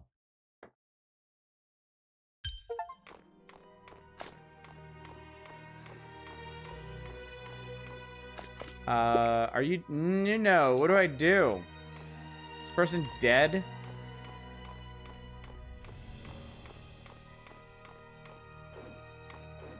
Use AI to educate people on how to make fire bombs. I mean, I'm pretty sure it does. I mean, AI doesn't have guardrails against basic common sense things like child porn. I'm pretty sure you could ask it how to make weapons to destroy oppressors with. Lost my Demon King power. My body feels heavy. All the walls seem higher. Before I could leap over a mountain, no sweat. I guess we're going this way. Better skedaddle quick. Crates, let's see how much muscle I've lost.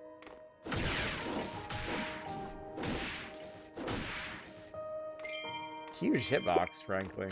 A wall, no, a door. It should be a way to open it somewhere around here. Human determination, breakthrough, and guardrails is someone's determined enough for better and for worse. True enough. Enemy, look like they haven't spotted me yet. Let's gun them down. Right stick, choose your target. Right trigger. Amount of damage will differ according to the weapon using compatibility type enemy. Normal damage, white. High damage, orange. Low damage, blue.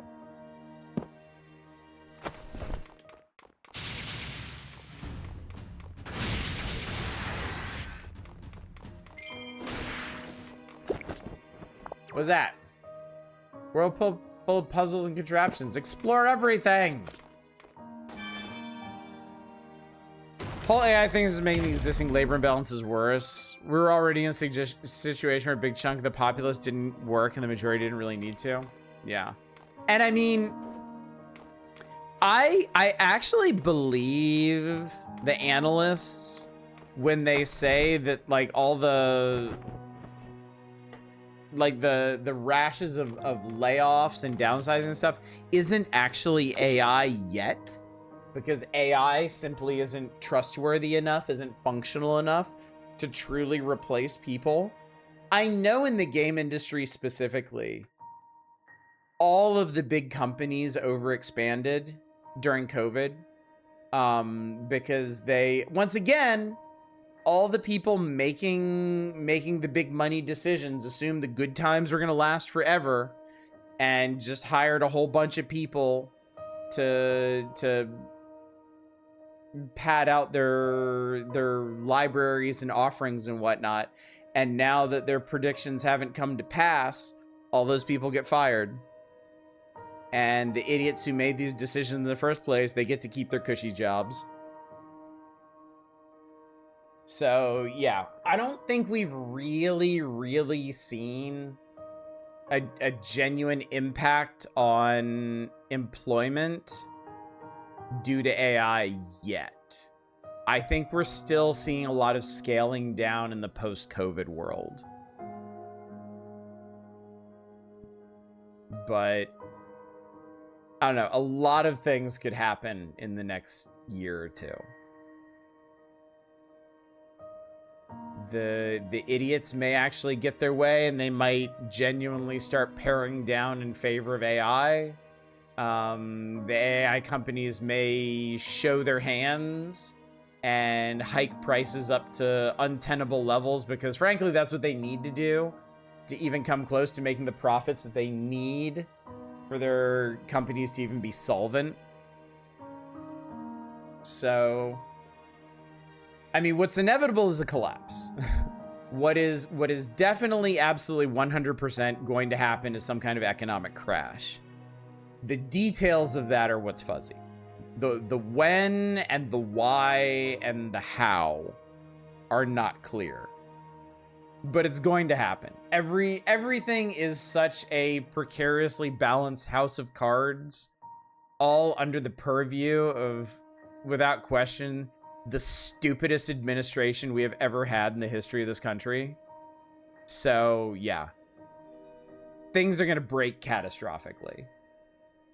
And unfortunately, we don't really have any eyes on the details of that.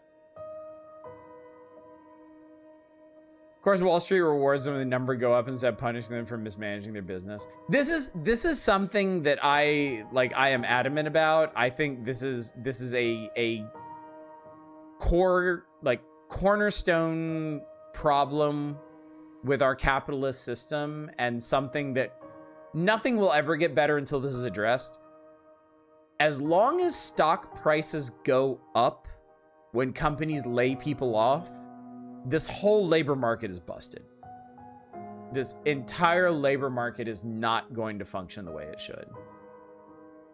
It's not going to be healthy. It's going to be toxic.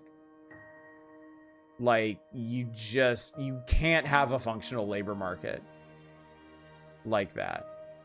Because it's just going to incentivize companies to cut more and more and more people until they cut down to the bone, until they cut too far.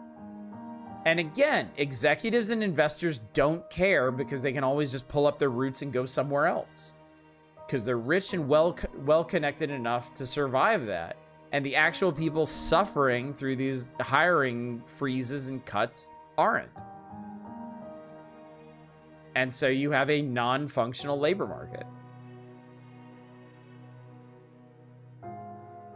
But the people who understand these things are not the ones who are allowed to make the decisions on them. And again, that's a core failing of our entire civilization. Is the people who actually understand enough to make these decisions are not the ones empowered to make them. And if you doubt my words, I invite you to take a good, long, hard look at the current US government. Demon weapons can't hit humans, so no worry of her getting hurt. Okay.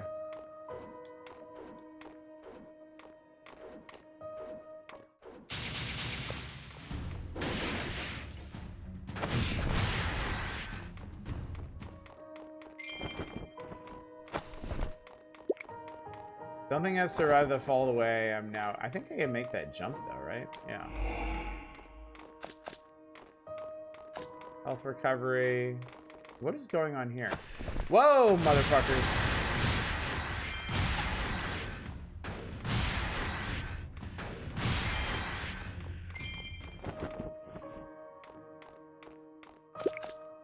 Lock, better find a key. We need a circular key. Sometimes I remember a liberal middle school teacher explained communism is a beautiful idea that just doesn't work. Looking more and more every day like capitalism is an ugly idea that also does not work. No. None of the arguments for capitalism stand up. None of them stand up to scrutiny. The only one that I will even remotely humor is that it's so baked into the system that like change is nigh impossible. Like capitalism, it is not. It is not the best system we have. It absolutely can't be. It is. Anyone ever tries to tell you that capitalism is the most efficient system of economics, just pop them in the mouth. They are not worth your time and consideration. They are unserious people. Just punch them. The only thing capitalism is efficient at is funneling money from the people who need it to the people who don't. That's it.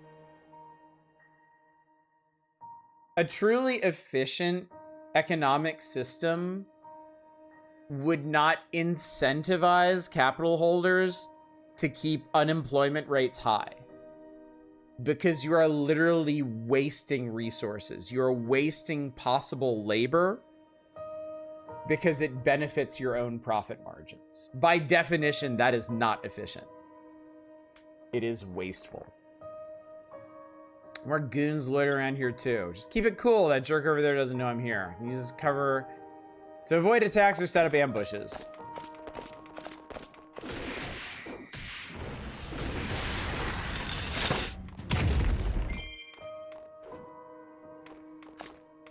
To give them something to manage more of their speed, like a lemonade stand. Not sure I'd trust them with that, honestly. The last guy didn't go down easy. I really have gotten weak. Hitting a moving target sure isn't easy. Alright, I forgot about lock-on. If I strike an enemy, then shoot right away, I can keep him in my crosshairs. Strike with X, then shoot. That's a really interesting way to do lock-on. So to lock on to enemies, you punch and then shoot them.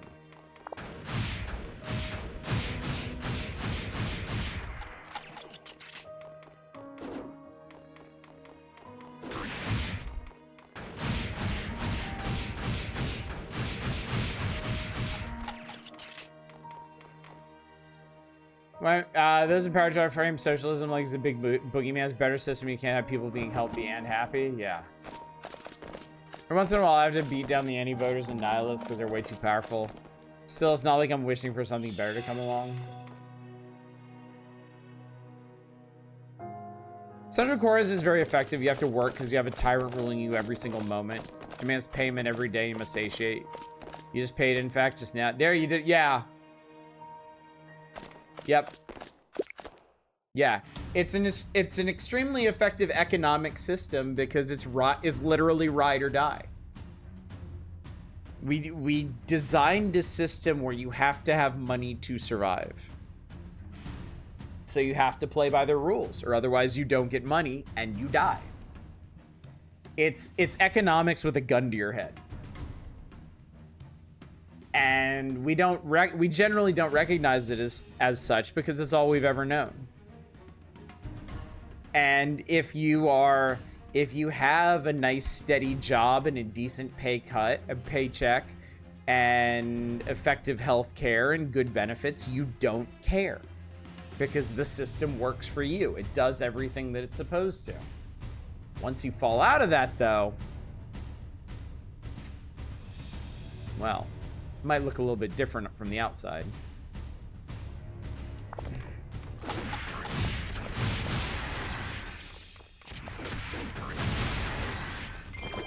I had a bag lunch. Use items to change equipment from inventory. Pick up something new. Check it out here. Whee! I can't make that. No, I can jump that. Now what? Huh? Hold up. Stuck with this brat, but we flip that around. Baby jump? Press Y to launch the child from your back. Because Damon can't be parted from, he warps to where the child ends up. You're invincible during a baby jump. You can also use this in midair, which enables changing direction mid-jump. The amount of time this button is pressed also affects the distance you move. Dude, that's actually really cool. So Damon is... We haven't got an explanation for it, but Damon is connected to this baby, so they can just throw him around and use him as a teleport node. Yeet that baby! Playing Final Fantasy 2 and accidentally group casted fire on 8 bombs due to the auto battle. How the fuck to survive that? Super jump canceled. Baby jump is new hotness. Second lesson can turn in midair.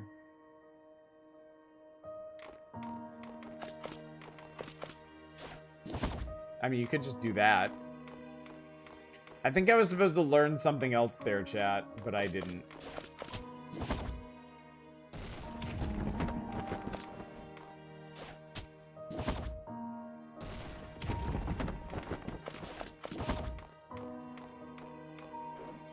Wait, can I jump, turn, and... Yes, you can. Ancient monolith. I sense some mysterious power within it. There's that key. Now I can open that door. Live and don't learn. That's us. Sorry, chat. I've been rambling so much. We're still in the, like, credits roll of this game. Oh, fuck. Alright, well, you know what? I'll accept that.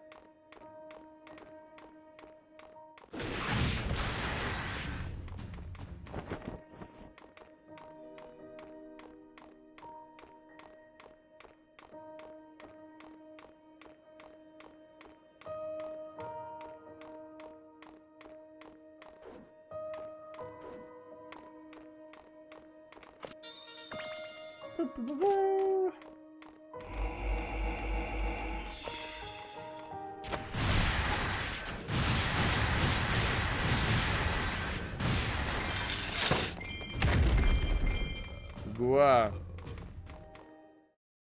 Shit's fucked. I think it's okay to lament that it's fucked. Absolutely is.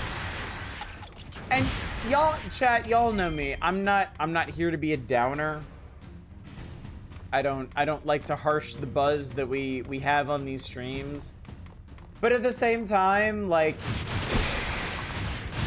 I think there's value in commiserating over the state of the world.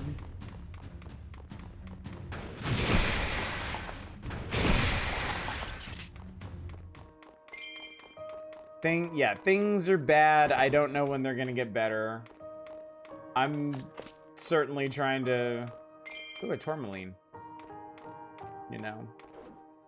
I've been wanting better things for me and my family for a year and a half now. And it is not forthcoming. Sometimes it helps to vent about these things. Currently binge watching Frasier in order to keep myself sane. I guess I get closer to something on the Switch. Baby!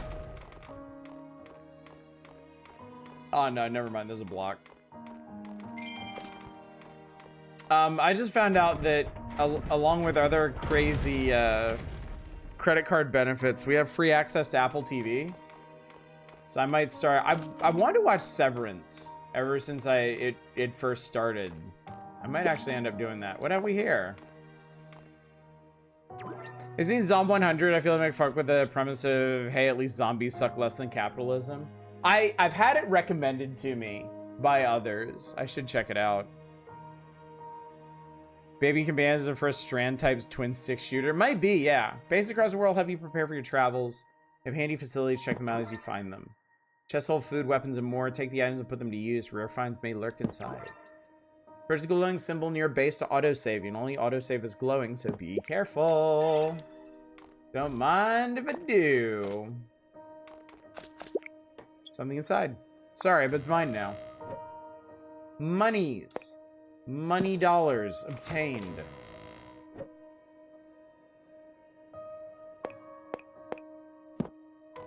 Foods and antidotes. March 2nd, outsiders have come to the cave, befouling the centuries-long sanctity of the sacred grotto. I got a bad feeling about this. Let's hope it stays just a feeling. Your hunch was right. What happened here? I feel like not having to care about politics is blatant privilege. It is. It is. I lived that privilege for a long time.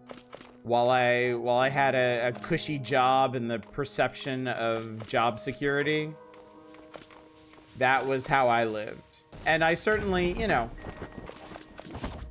on principle, I certainly wanted things to be better.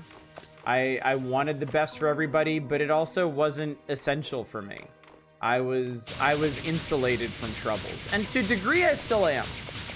You know, my career is kind of screwed at the moment. I'm working what is essentially a stopgap job, but it hasn't really impacted our lifestyle all that much. So, yeah. I continue to lament the state of the world and advocate for better things, but I am still in many ways insulated from the consequences of it.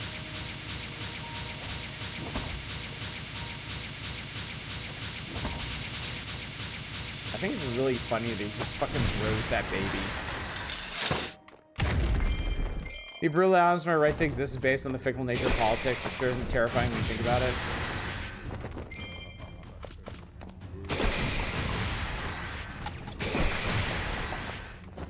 Lamau baby eating mechanics, yeah.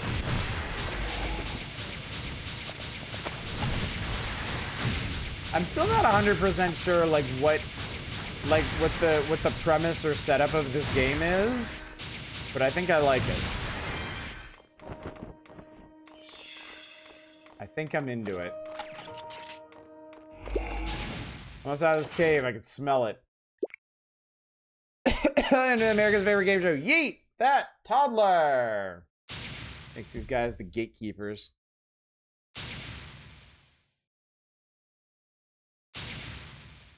Oh my god, I'm so thirsty. I drank so much, I need to drink more.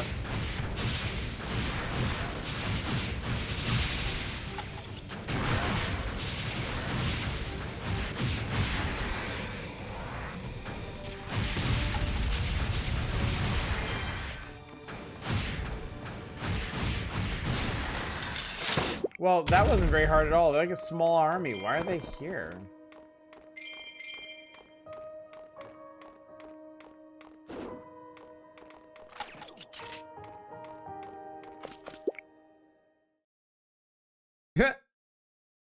It's a moment, if you would.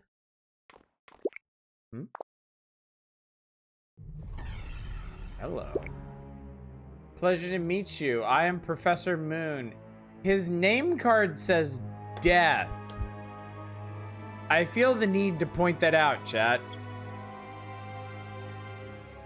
Oh, you may call me Death if that's easier to remember. Nah, I'll forget either way. Just like those formulas I learned in math class. By the way, my name's easy. It's Damon. This guy, I don't know. He looks like he wants his leash on my back. Please forgive my minions for doing this to you.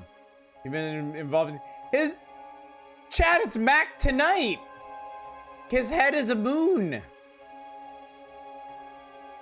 It's anime Mac tonight. You've been involved in a bothersome case. Nothing more. Obediently hand over the child. No further trouble shall befall you. Oh boy, I wish I could have worked on the translation for this. If I could, I gladly would. The thing is, this brat's attached to me. Question mark? You don't remember Mac tonight, Manic? When McDonald's first made a push into the late night market in the late 80s, early 90s, they came up with this whole unique marketing angle. This kind of like smooth jazz, adult-oriented kind of late night TV vibe, and it was spearheaded with this character they called Mac Tonight, which was this Max Headroom kind of looking dude, except his head was a crescent moon. And he would play jazz piano and sing about all the shit you could get at like late night McDonald's. And it was this big cultural touchstone for a number of years. And then they retired him and the world went on. And then somehow white supremacists appropriated him. And now he's a symbol of racism and oppression. It's fucking weird. But there you go.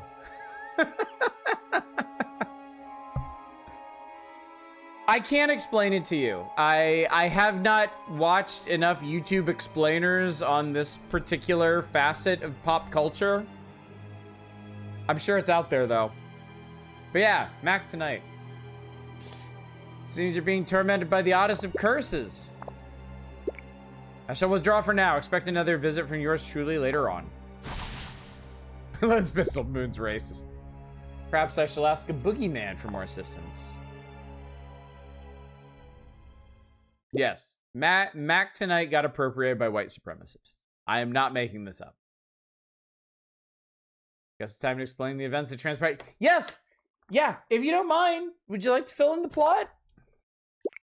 My goal is to become an overlord. No real reason, I just like to dream big. Before this, I was one step away from ranking up to Super Demon King.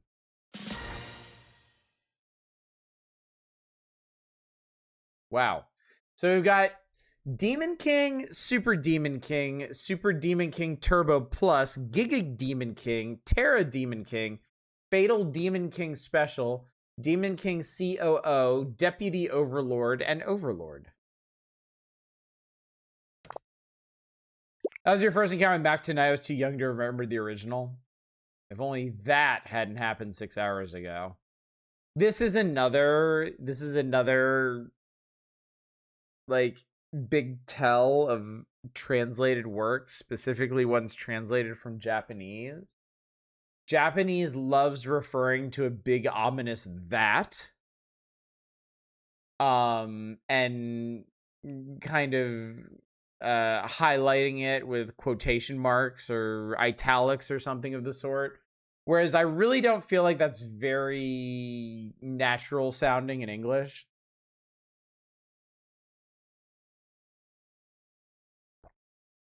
I feel like we would refer more directly to the event.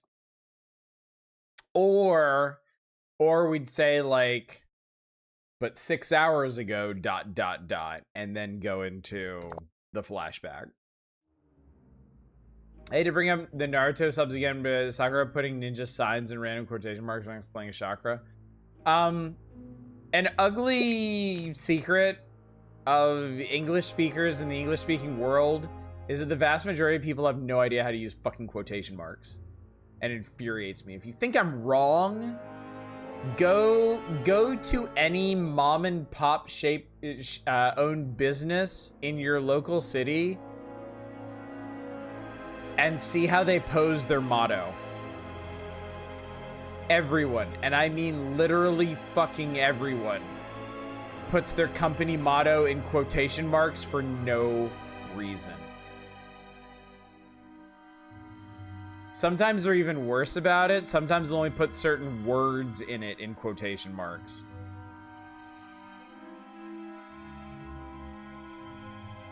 You can do math and art and writing, but struggles to do the addition full laundry. Yeah, it's weird. Wait a goddamn minute.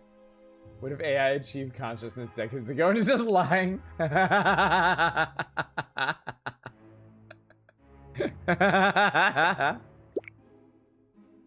Father Nuno, me either. You're the only one I could trust for this job. What happened? No time to explain. Take this little one under your wing, please. In return, I'll give you what you always wanted. You mean your soul? Sounds conceited to say, but my soul should inch you a tad closer to that dream. Again, not how we tend to use conceited. This is not the right context for the word conceited. So it sounds translated. Wait, shut up. You gotta get to a hospital. Thanks, demon guy. It's very considerate of you. Let's go before my final breath. You fiend, out of the way. Shut your face. Damn.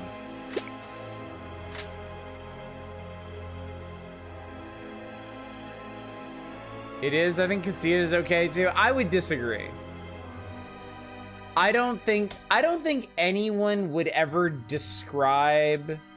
We would say selfish. It's a selfish wish. Not conceited. Conceited has a slightly different meaning. But in this context, it kind of turns the whole meaning around. If you don't mind me saying so, I think conceited has been used in these contexts so many times that people have gotten used to seeing it in place of selfish when it doesn't actually mean the same thing. And so it's kind of grown a sort of colloquial, unofficial meaning.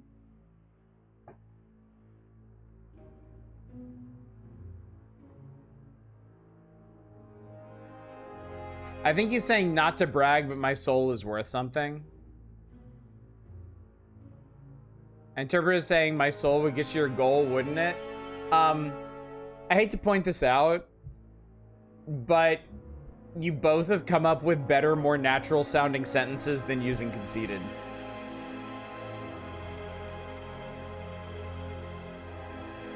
Booyah! Look how cool I was. Yeah, everything was fine up until this point. I was whacked in the face with an unforeseen tragedy, turned my world upside down. I forgot to introduce him, but this guy was my friend till he went and croaked. Thud. And then breach of contract. Despite using hell power, I didn't get a soul. I lost my power.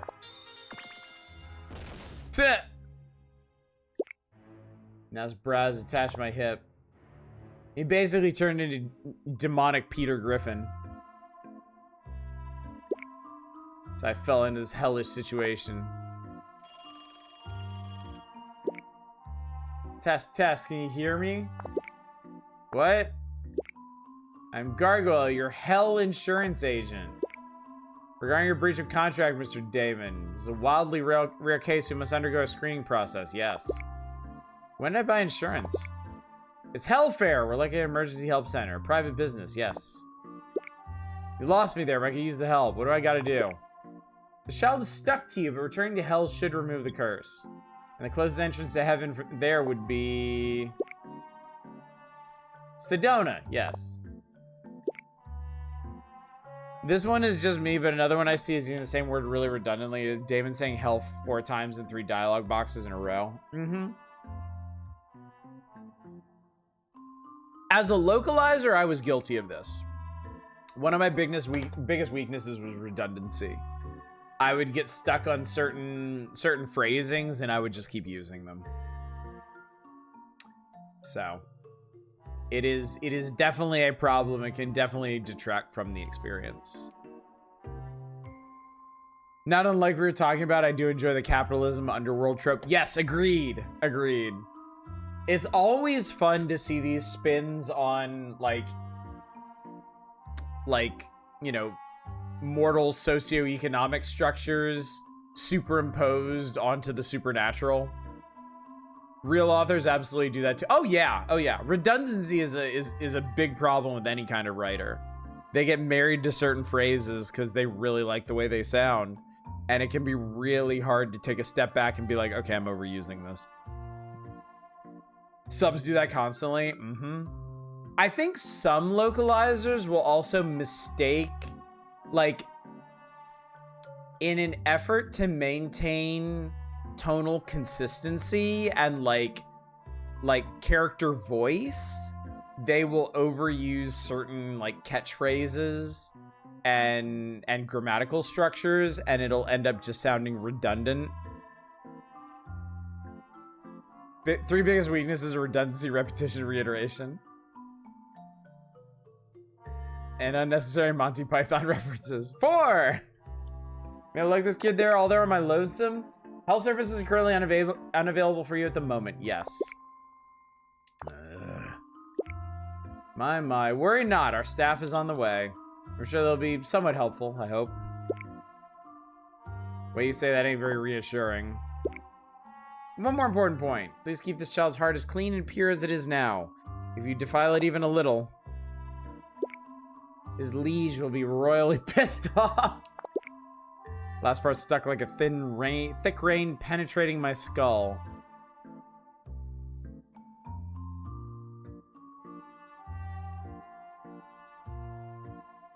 The writing in this is really hit or miss.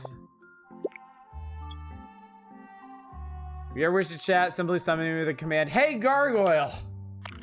That's funny. But that limp attempt at poetry was not.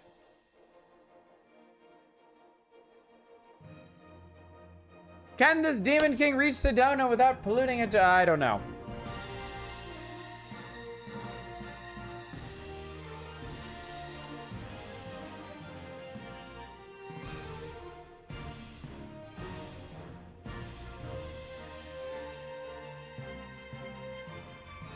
This is a very odd game, chat, but like odd in the way that like kitschy fringe Japanese games can enthrall. It's a little high for my liking. It looks like I gotta jump. Oh yeah! Gives you PlayStation Vita vibes. I agree with that. Yeah, low-key digging it.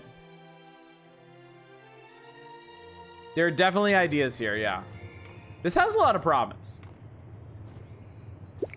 A demon. Is that a human child? Is he gonna eat that kid? That's not from the Young Sir's Growing Toy Collection, is it? Apparently nobody likes demons anymore. I'm getting judged like crazy here. Hang on, where are we anyway? City of Sand, Boulder City. What's a demon doing here? Why does it have a human child with it? Keep away.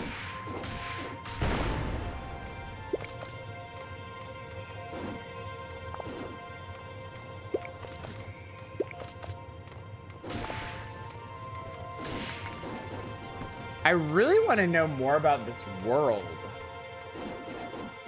Like, why is a demon being here such a matter-of-fact thing? Go back to hell. Trying, lady. Jesus. All you monster... What is? What is? What did us demons do?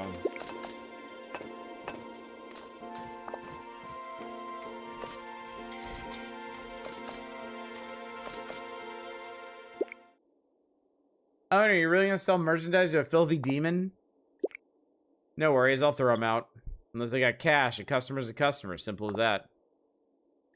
I like the setting is way too American. I was going to say this is Arizona. Yeah. But you then, you gonna buy some or what?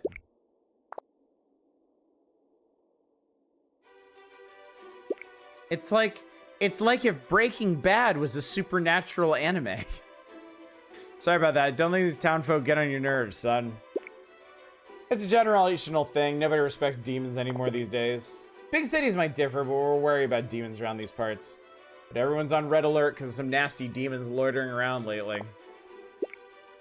Nasty, huh? These guys in the cave? Never seen your face here before, son. You're summoned here, I reckon you ought to be confused like a lost child. Clever observation, Gramps. Clever and a nice guy. I'll answer your questions if you buy something. I'll buy something. Gotta be courteous. Surprisingly good assortment here. Ice. Garlic. Antidote. Warp portal. Toy machine gun. Hamburger. A lot of food stuff. Well, shit, I'll take a toy machine gun. Always a pleasure. Hang for Sedona. Which way do I go? East. Doesn't matter if you're headed North Pole or South Pole. Just go east. A tiny island like this, the Lord is the only one with boats to the mainland. Borrow a boat from this Lord. Reckon you should find another way. Hold on, did you say Sedona? Yeah. Is that yours? The kid on your back? Do I look like the father? Priest named Nuno dumped this kid on me. Is that so? Priest gave you a task, did he? What's this? Nobody's gonna let demons spend the night right now. Here's my trailer. Here, my trailer's outside. Thanks, but no thanks. I don't plan on staying long. Didn't I tell you about the nasty demons running around here? They'll be back soon enough. Cool. Open the town gate later. Get yourself ready first.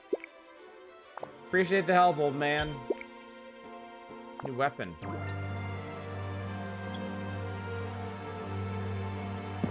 No lock on for this one.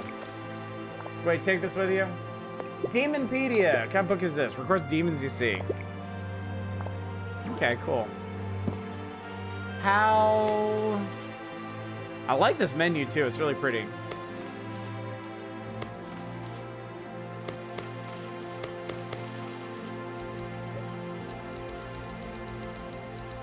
Oh, I know how long it is.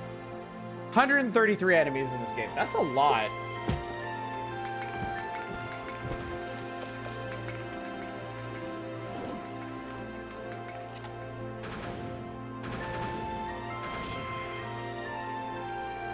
That's pretty fun.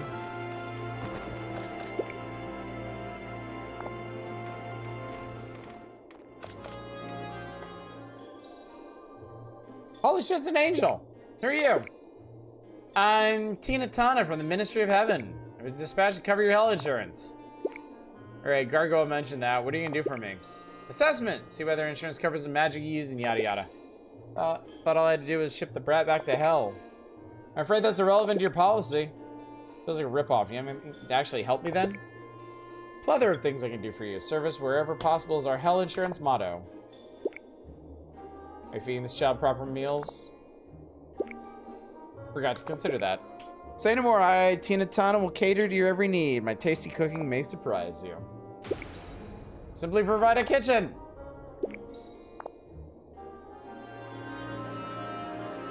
You say so, girl. Portal chest. Do-do-do-do. Kitchen, I got a kitchen for you. Now I can cook anytime. Simply provide a recipe. Can't cook without a recipe. Have I said something strange? Now I got no room to talk. The only thing I make is a sandwich. I like Tina Tana. Hey, you. Being comfy there, huh? You're not gonna follow me? Kitchens don't have feet, you know. They can't walk. What'd you expect? How you gonna assess me then? Good point. Suppose I could just go off vibes. What a freak. Mystery of Heaven is a subcontractor of a private company, huh? Suspicious as hell! Suspicious like frozen food labeled homestyle taste. Those metaphors don't make any sense, you know. Have you always been like this? You loudmouth, suit yourself, but I don't plan on coming back here. In that case, I'll have to tag along.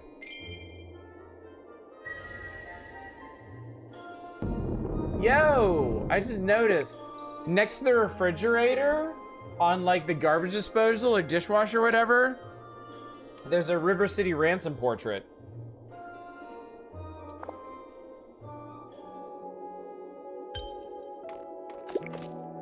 Sounds magic energy from this toilet. Sit on a celestial chair to record your journey. You may also have other powers.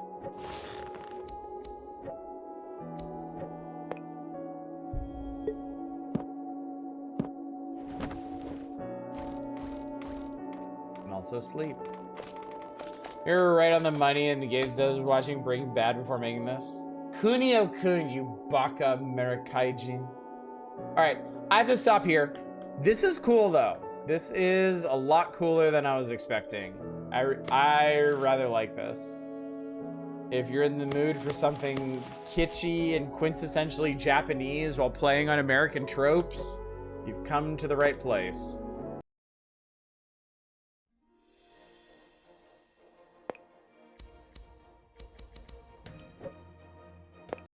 And I like that theme is like a pastiche of the Superman theme. That's pretty funny. All right, chat. It's getting late. I'm getting tired. I'm out of water even. We're gonna do 2 more things tonight, and I'm gonna go through them kind of quick, I think.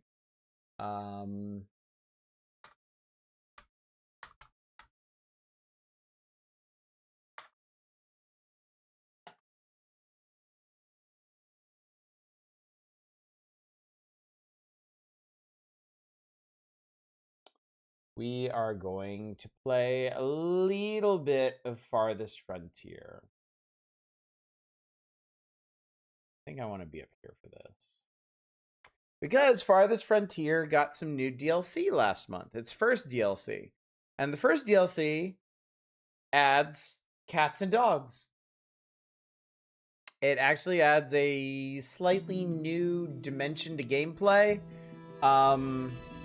They added some new pests. I think foxes, which will attack your chickens, and groundhogs, which will attack your crops. And they added dogs, one of which you can see right down here, that you can keep and raise in your settlement to drive them off. You can also have cats who will help your rat catchers.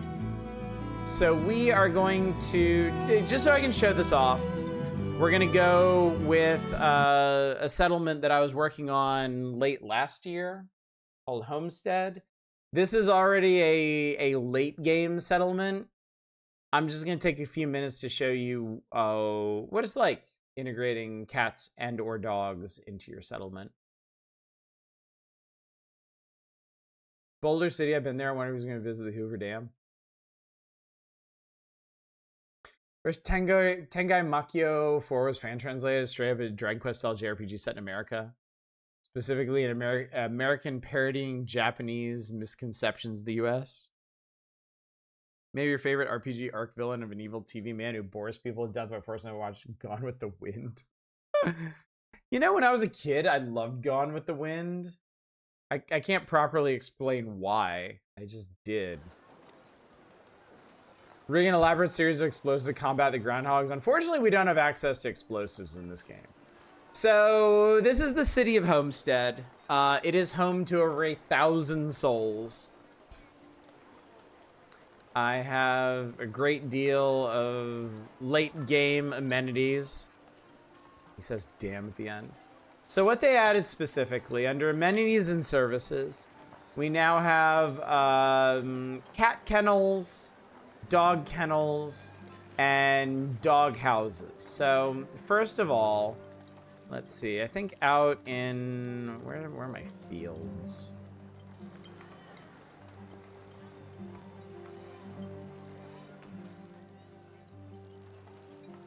Well, I think, frankly, I could probably slap down both of these kennels just around here somewhere. We'll put a cat kennel, or a dog kennel, and a cat kennel out here. And then we'll speed things up so that I can get built.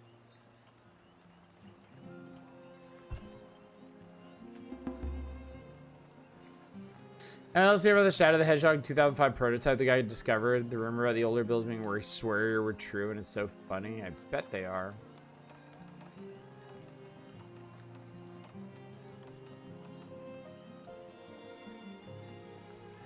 For fans, y'all know Crate Entertainment's big claim to fame is being the Grim Dawn devs.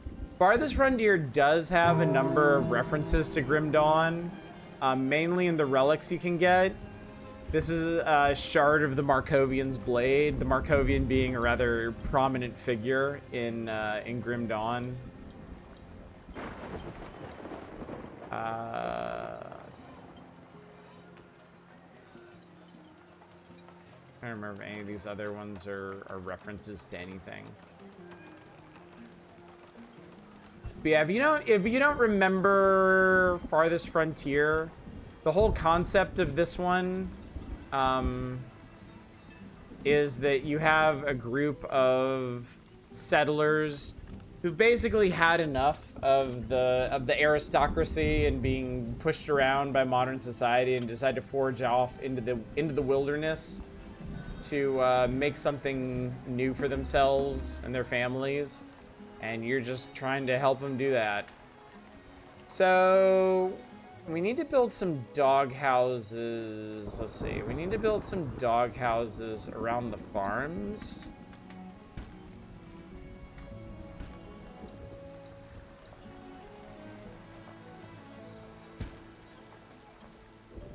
And also around the chicken coops. I think I want to say I had 2 chicken coops, but maybe we'll just slap one over it. No, wait, not there. Not there. Because that's in the wrong spot.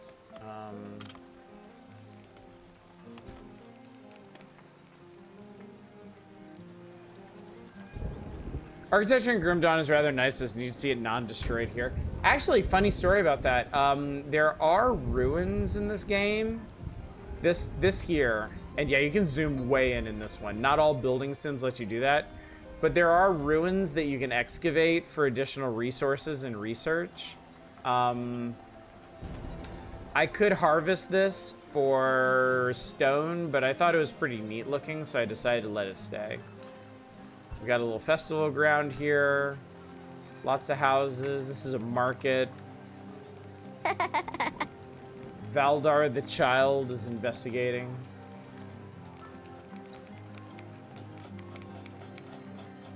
This place, this is a pottery shop. Oh, I need to check and see what the merchant has right now. Merchant has cats. I'm buying cats.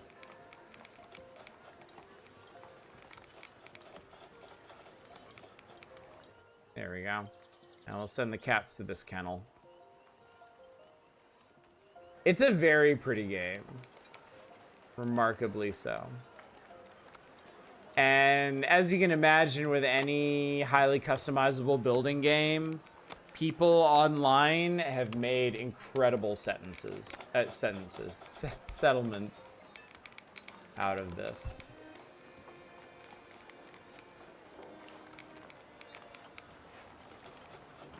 Yeah, one of the big things that keeps me coming back to this game is just how good it looks. It's so incredibly picturesque. Oh, I forgot I built a bridge over here.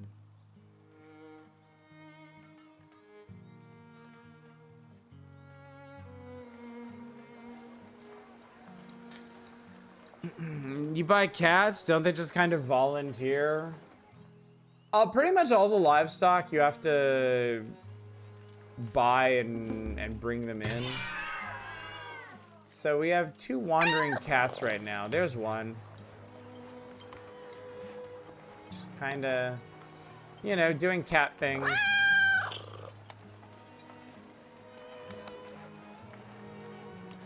And then people will pet them. Because of course they will.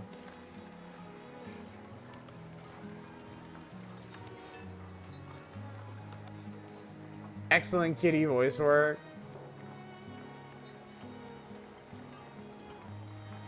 Yeah, the citizenry loves the cats.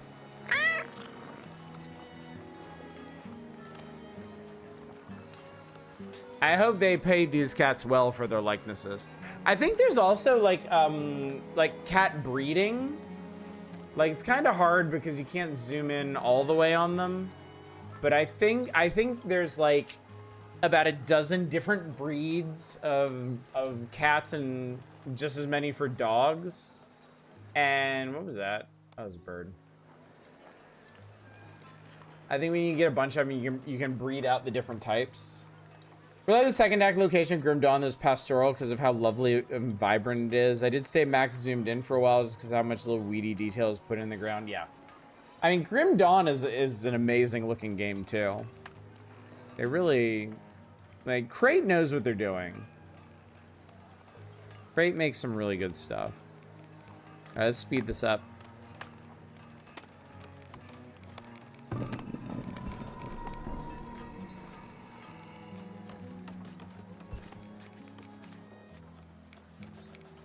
Hopefully nothing eldritch and unforeseen springs forth from my crypt.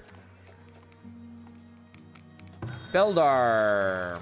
Beldar doesn't have any dogs, unfortunately. I wanted to bring in some dogs, but we may have to wait until next season.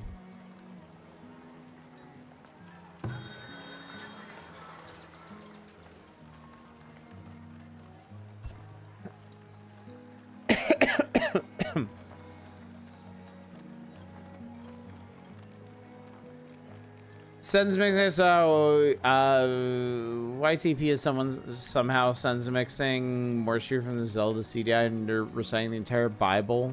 Wow, that's pretty crazy. Oh, huh, my theater can be upgraded.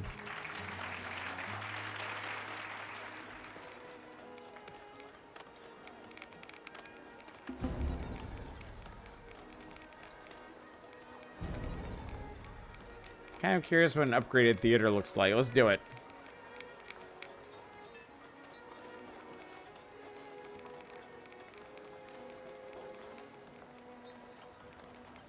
If I had time, I would come back to Grim Dawn. Or, not Grim Dawn, Farthest Frontier and start a new settlement from the ground up. Because every time I play this game, I get a little bit better at it. Like, my current settlement, as you can see, fairly well organized. I more or less know what I'm doing here.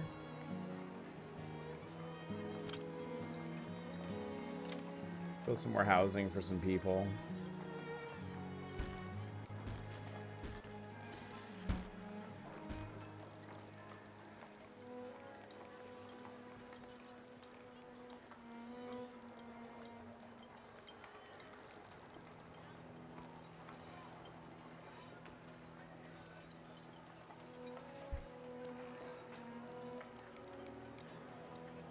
Well, I wish I could remember saying that.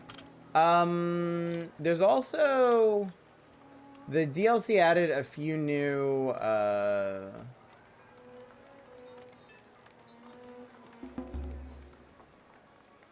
buildings, like a hedge garden that I'm gonna build right here just because I can. Oh, and there's another traveling merchant. Okay, cool. I hope she has dogs.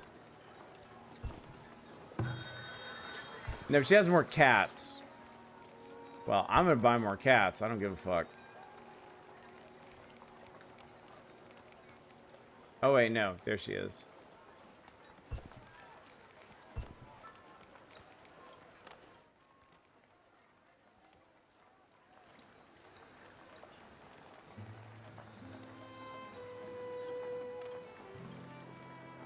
Yeah, I know we have too many people right now. Just relax. It's gonna be fine. We got a lot of construction going on right now. It's gonna be okay. And we're only halfway through the season, so or through the year. So we got plenty of time to put this stuff up.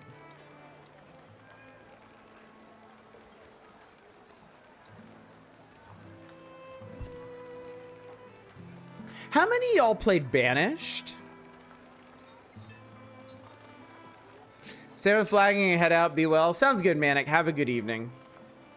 Thanks for coming out. I appreciate it.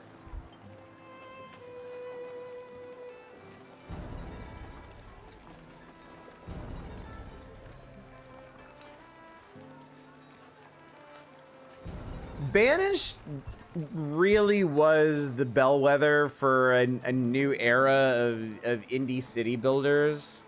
I kind of wonder if we would have had Cities Skylines if not for Banished.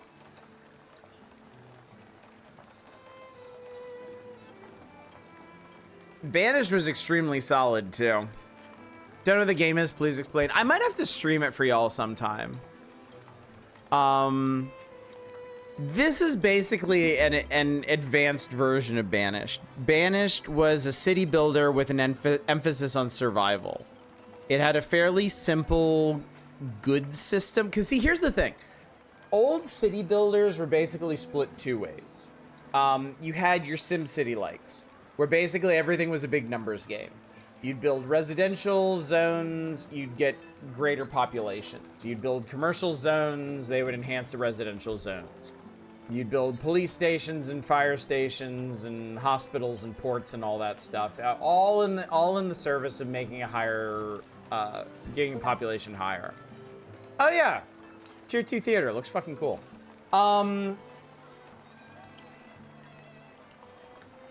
Then on the other hand, you had like Anno. You had like supply chain based city builders, where there was kind of less emphasis on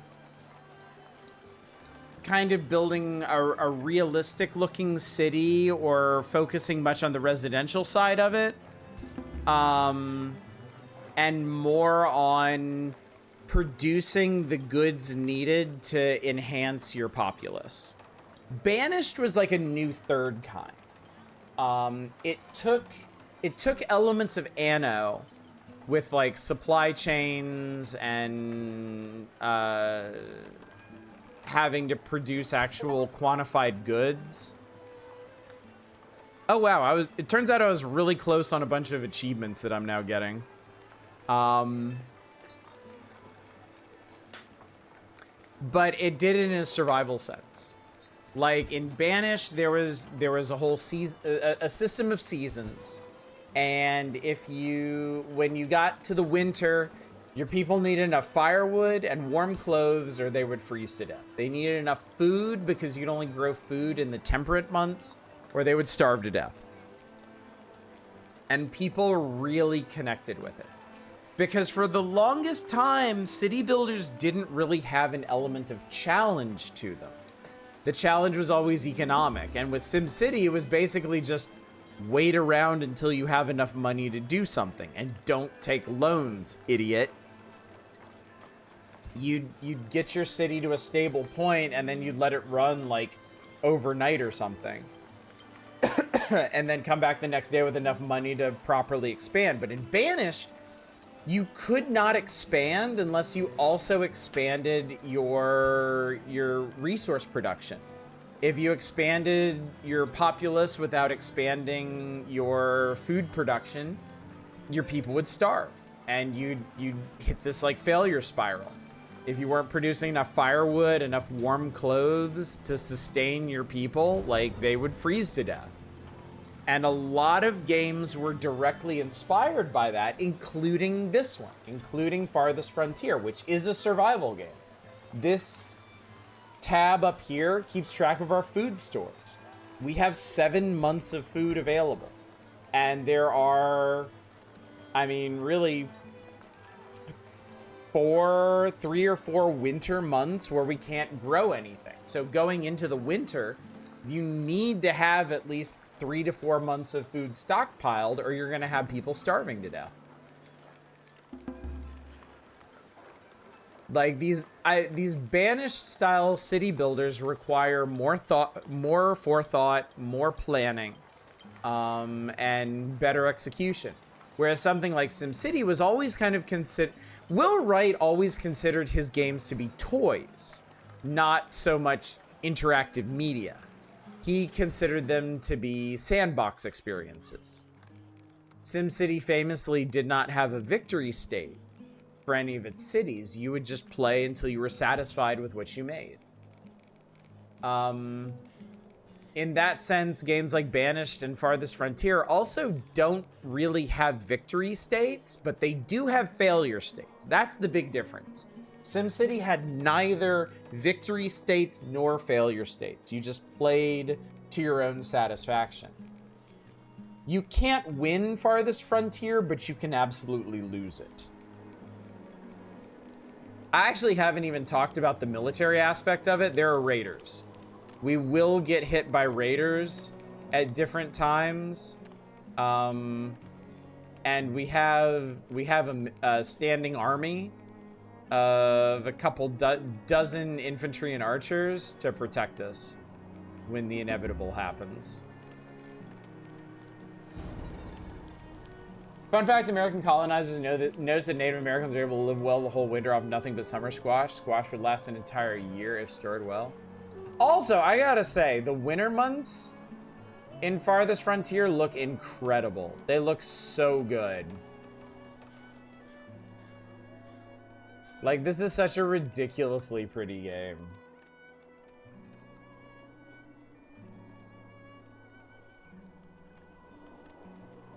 If I may, chat, I really feel like Crate Entertainment deserves all the support in the world. They're one of my favorite indie developers ever. In large part because I love I love Farthest Frontier, but I love Darkest Dungeon. God damn it. Grim Dawn. Red Hook I'm a little iffy on. I have nothing personal against them, but the direction they went from Darkest Dungeon 1 to Crimson Court to 2, I wasn't real cool with. But anyway, Crate. I love Crate. They made the original Titan Quest, which was one of my favorite ARPGs of all time. They made Grim Dawn, which is my favorite ARPG of all time. And they made Farthest Frontier, which is one of my favorite city builders of all time. So they are aces in my book. Absolute gems. Also, we have a tech tree, and I just haven't bothered to really look at what I should be doing here. I mean, I'm not going to, because I don't plan on actually saving this. Because I'm really just here to show you what's up with cats and dogs, which is kind of funny because I don't have any dogs. And I'm not convinced that my cats are actually doing anything other than just like screwing around. But I mean, they're cats. That's kind of what you expect them to do. Now used to seeing that amount of snow IRL. I see that setting. I only think of fairy tales and the story about Matchstick Girl asking me to buy some matches. Awaken the cat horde. Yeah, realistic cat behavior. That's the beauty of them. They do nothing.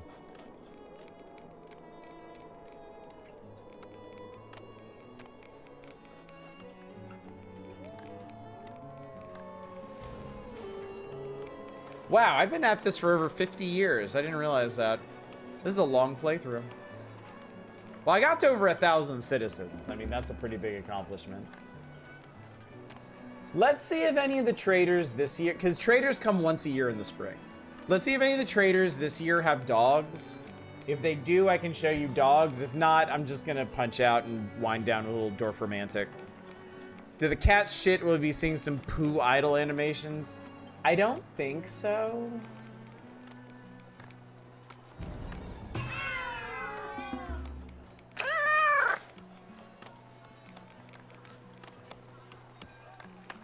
They clean themselves. I mean, here we got two cats right next to each other.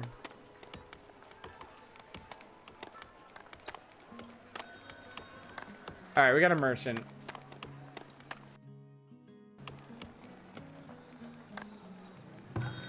Anders. Oh, we got dogs. Okay.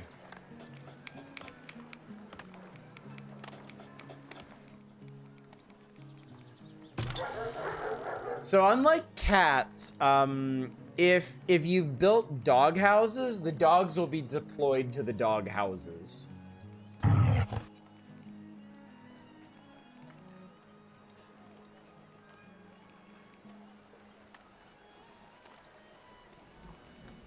Yep. That's a dog. Will there be cat versus dog conflicts? No, of course not. The cats and dogs are united in their goal of supporting their human pets in their endeavors. Oh, there's an apiary there in the corner. Do we know what the dogs do in the game? The dogs... The dogs will help protect your crops from groundhogs and protect your chickens from foxes. They can also go out with your hunters to help them hunt game and protect them from hostile critters like wolves and bears. Cats really only just help the rat catchers in the city, which, to be fair, rat catching can be a bit of a pain in the ass. I don't think we have any pest problems at the moment because I remember in this playthrough I was really aggressive about building rat catchers. Looks like some of these fields are blighted. Yeah, powdery mildew. Oh yeah, this game has crop rotation. So I like to bring this up whenever I show Farthest Frontier. Farming in this game is fucking complicated. You can have a 3-year crop rotation that affects fertility, mainly affects fertility. For example, stuff like peas, it shows you here, highly tolerant to frost, not at all tolerant to heat, not really drought tolerant, doesn't mind rockiness but hates weeds. Peas will actually increase soil fertility, and they're not so dependent on the fertility of the soil to succeed. Growing roses for way too long, fuck powdery mildew. In contrast, something like carrots, highly frost tolerant, somewhat heat tolerant, not drought tolerant, susceptible to rockiness and weeds, drains fertility from the soil and is highly dependent on fertility, but has high yields and keeps very, very well. So there's a bunch of different crops you can plant: beans, turnips, peas, carrots, flax you use for making clothing, wheat and buckwheat are used for making for milling into grains. Same with rye, cabbage, leeks. Hay is for livestock, and then you also have the option of having your farmers just till the soil or planting clovers to restore fertility. Here's anyone ever done Diablo like Town Builder Hybrid? Yes. Soldat Games has. They are janky as fuck. But is it Dins? I'm trying to remember. But yeah, Soldat did a combination, kind of like, not really a town sim, but more like it's an RPG where you can spend your money and donate gear to kind of help grow the town, which gets you access to more merchants and different quality of life things. So might be Din's Curse maybe. I think there's 2 Din's games actually. But yeah, anyway, chat, this is actually a longer look at this game. Oh yeah, this building is overrun with rodents. I forget where there's a rat catcher around here. But anyway, yeah, I just wanted to give you a brief look at Farthest Frontier and let you know about the Cats and Dogs DLC. Honestly, I mean, if you ask me, I'm looking for a little bit more in terms of DLC. But I also am a huge fan of Create Entertainment. I want to support them any way I can. So I appreciate them donating the Cats and Dogs DLC key for me to check out and share with y'all. And if you are interested in this game, I would heartily recommend picking it up because it is an excellent survival city builder. And Cats and Dogs DLC is a good way to support its continuing development. So yeah. Dark Cloud combined with third-person mystery dungeon type thing. Eden Chronicle as a Metroidvania spin-off where you build up the HUD. Breath of Fire tends to have colony building as main side quest. Yeah, a lot of games touch on it, but I'm not sure there's really been one that goes fully... Like, I know what you're thinking. I know you're thinking, like, full city building, like, placing buildings and worrying about resource flows and production chains and all that, while also doing ARPG combat. And I don't know that there's anything like that. Okay, I know it's late. I know we're all tired, but I am going to play a little bit of Dwarf Romantic. Because I said I would, and I want to see this new biome.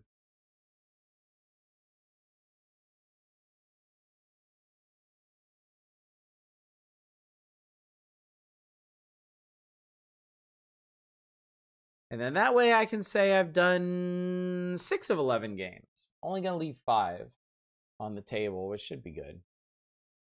Should be fine.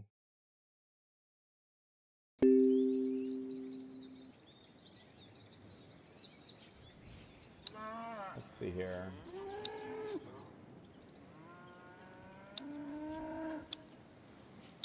Well, there's a bunch of modes now. They're just drawing Fraser right now. I'm not really being interrupted. Is Medieval Biome Pack out now?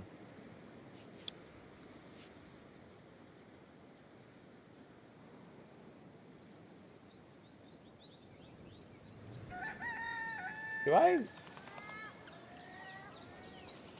Actually, hang on a second, chat.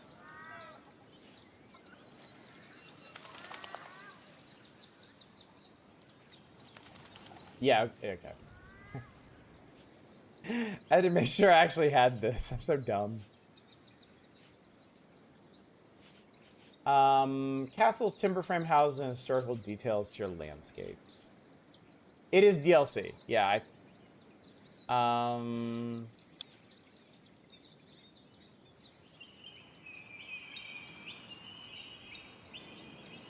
don't really need a tutorial.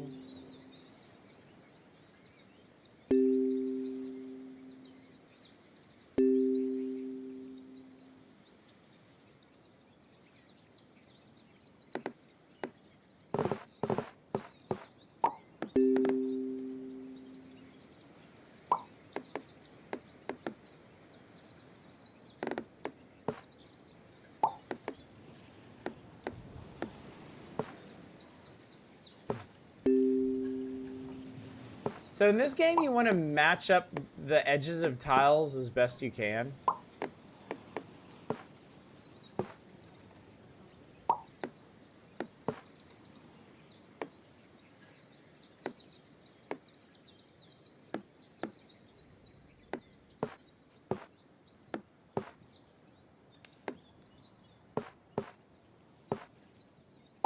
There we go.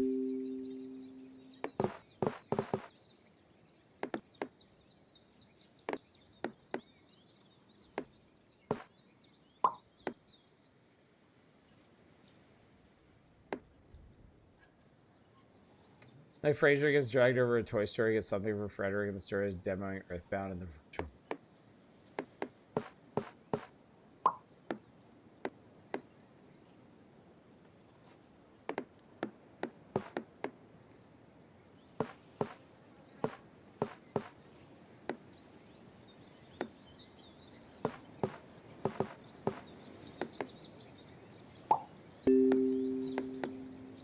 The entails of a fulfilling quest indicated by the speech bubbles. So yeah, I need to add a bunch of extra houses to this one. That will fail it if I'm not careful.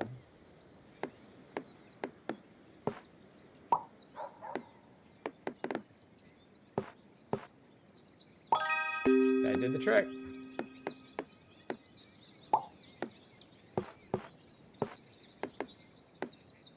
Another quest to complete it, connect exactly 2 fields of the quest tile. There we go. When this quest spawned a flag which indicates this group can be closed to gain extra points and tiles.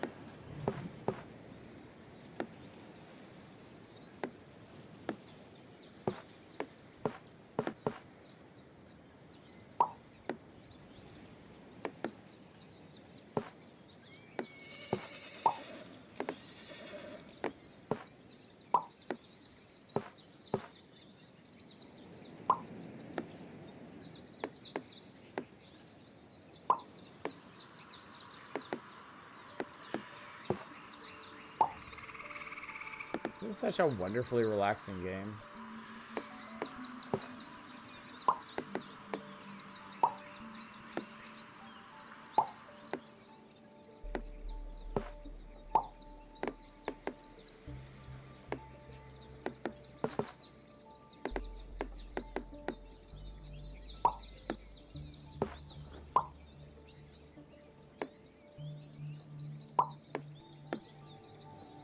There we go. What was that?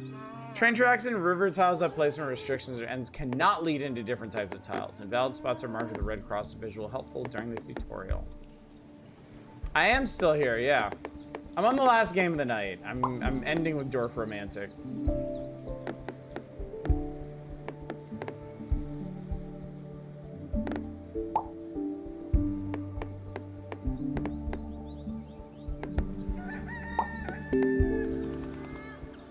Time plays to tell you game points.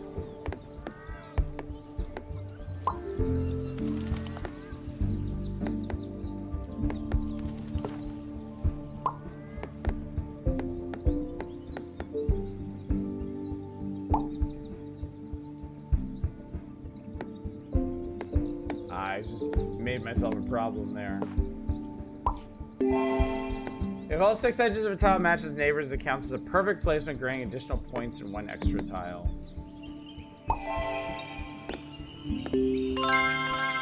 Tile unlocked windmill. Oh. Alright, I guess I just got yeeted into a new game.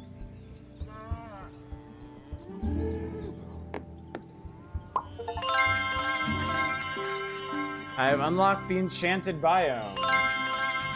And midwinter. Cool.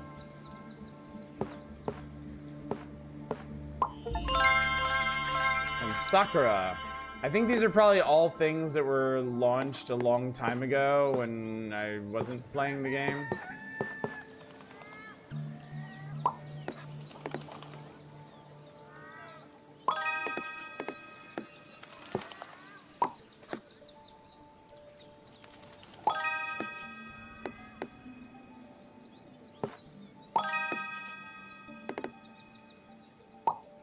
We unlock Napoleon's last stand.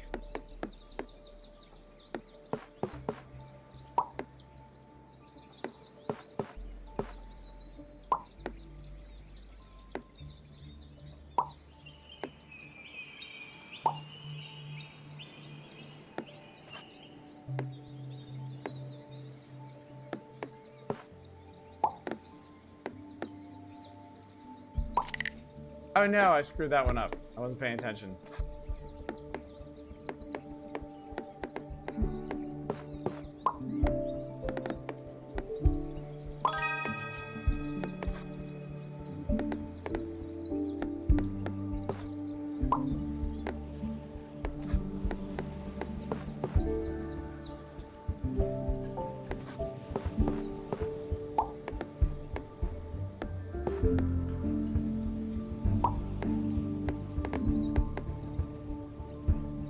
Sakura Byram doesn't sound familiar. I need to play more.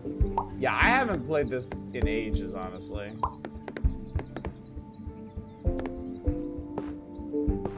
It has been more than a minute. Oh, screwed that.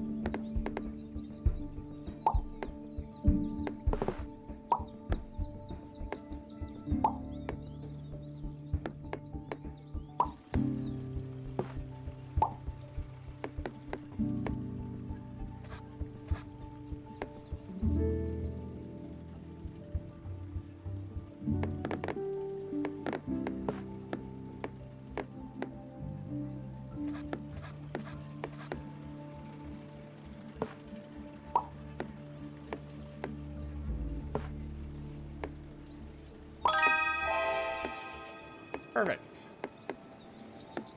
Perfection is perfected.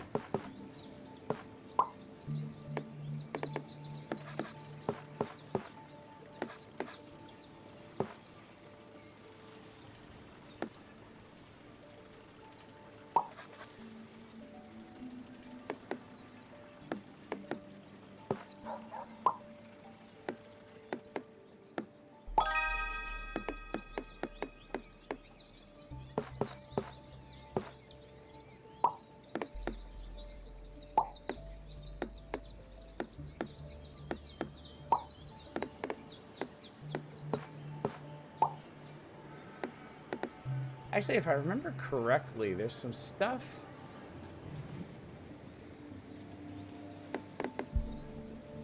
There's actually some stuff hidden out here if you build in certain directions. So I might have already unlocked it all. I don't remember.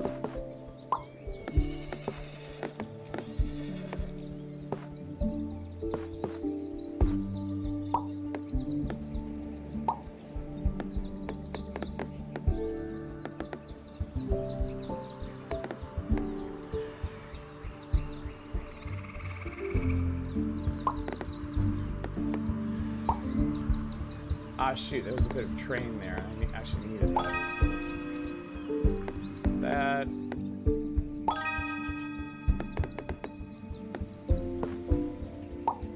Yeah, but you make a really cool looking stuff in this.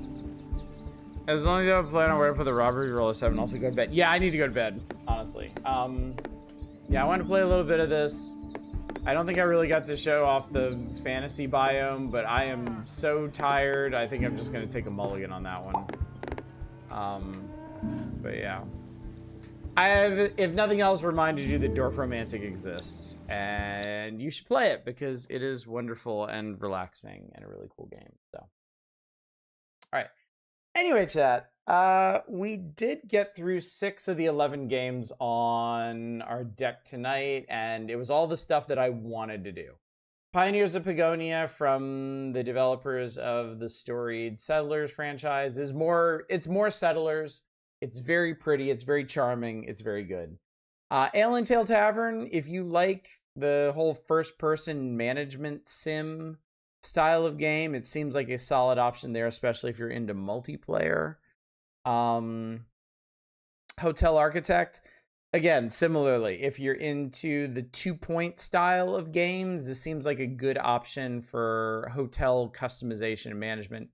Damon and Baby was an unexpected surprise. This is one of those like really kitschy, off-kilter Japanese games that's built around concepts of like Midwestern and desert Americana.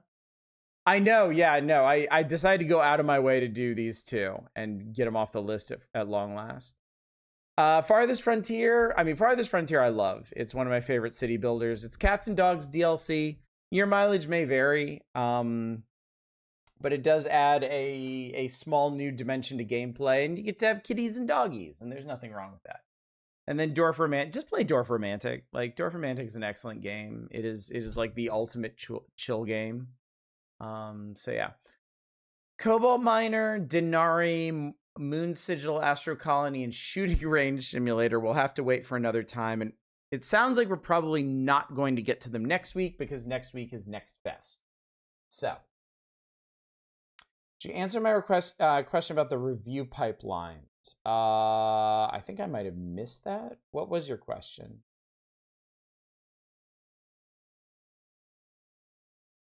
Remind me what the question is, and I'll just answer it again or for the first time, depending. And in the meantime, schedule reminder. in about 8.5 hours from now, I'm going to be streaming again. I'm going to be streaming another morning session of Satisfactory. What I hope is going to be a big one. I'm going to finish my concrete plant. And then I'm going to get started on the chemical plant. And I'm going to see about trucking in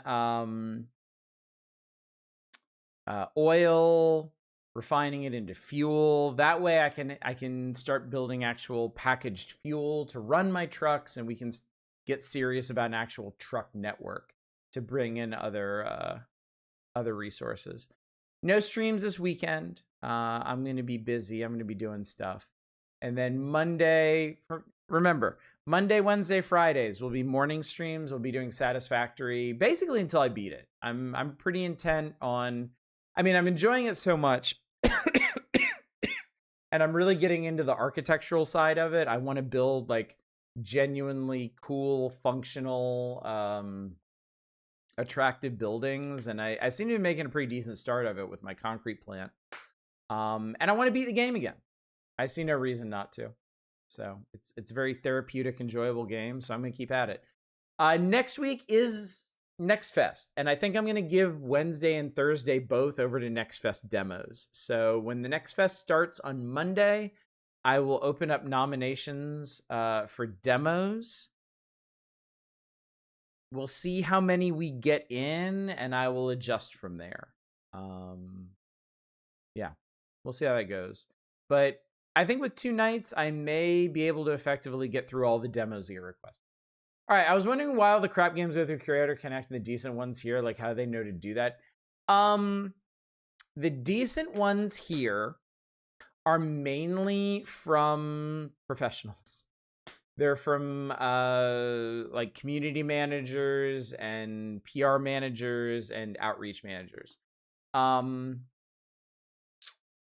Yeah, a bunch of these, I am in direct communication with the folks who are managing outreach for these publishers or developers in the case of larger, more motivated developers. The rest of them come through Keymailer, and Keymailer is an entire business built around connecting publishers and developers with content creators. And they have all kinds of tools and metrics on the back end to vet both sides and give the developers all the information they need on how effective content creators can be for them. Curator Connect is just a pipeline directly from developers to creators. There's effectively no information or metrics or support whatsoever there. You're just shooting keys into the void, basically. So less experienced, less confident, less connected solo developers are probably going to go the Curator Connect route, which is why we get stuff there. Pretty much everything I get through Curator Connect these days is just spam. Unsung geniuses like Lou notwithstanding. Damon Baby has a serious career behind Guilty Gear, working on it. It's apparently directed by, yeah, that's awesome. Kind of shows too with its clever style. So anyway, chat, I'm gonna let y'all go. Actually, is there anybody streaming tonight? I'm a little worried. I'm getting so used to not rating people. Yeah, nobody's up tonight either. Oh God, what's going on? But anyway, I'm gonna let y'all go. Thank you so much for coming out tonight. Thank you for joining me for Indie Variety Night 2. We have cleared the deck of all but 5 games. Unfortunately, now I'm gonna have 2 straight weeks of accumulating more games, so we're gonna get just as deadly a backlog by the end of June. But you know what? I like checking these out. I like going through all these. I like seeing what's out there. I like playing indie idlers and management sims and platformers, and we get some really cool stuff through here. Pioneers of Pagonia I really like. Last night, No Rest for the Wicked, I was gobsmacked by that one. I was so happy about that one. I really, really, really, really, really want to find the time to play that game. But yeah. Anyway, I'm just rambling now. Thank you all so much for coming out tonight. Hopefully, I will see at least a few of you out tomorrow morning for more architectural streaming and Satisfactory. But until then, as always, y'all take care.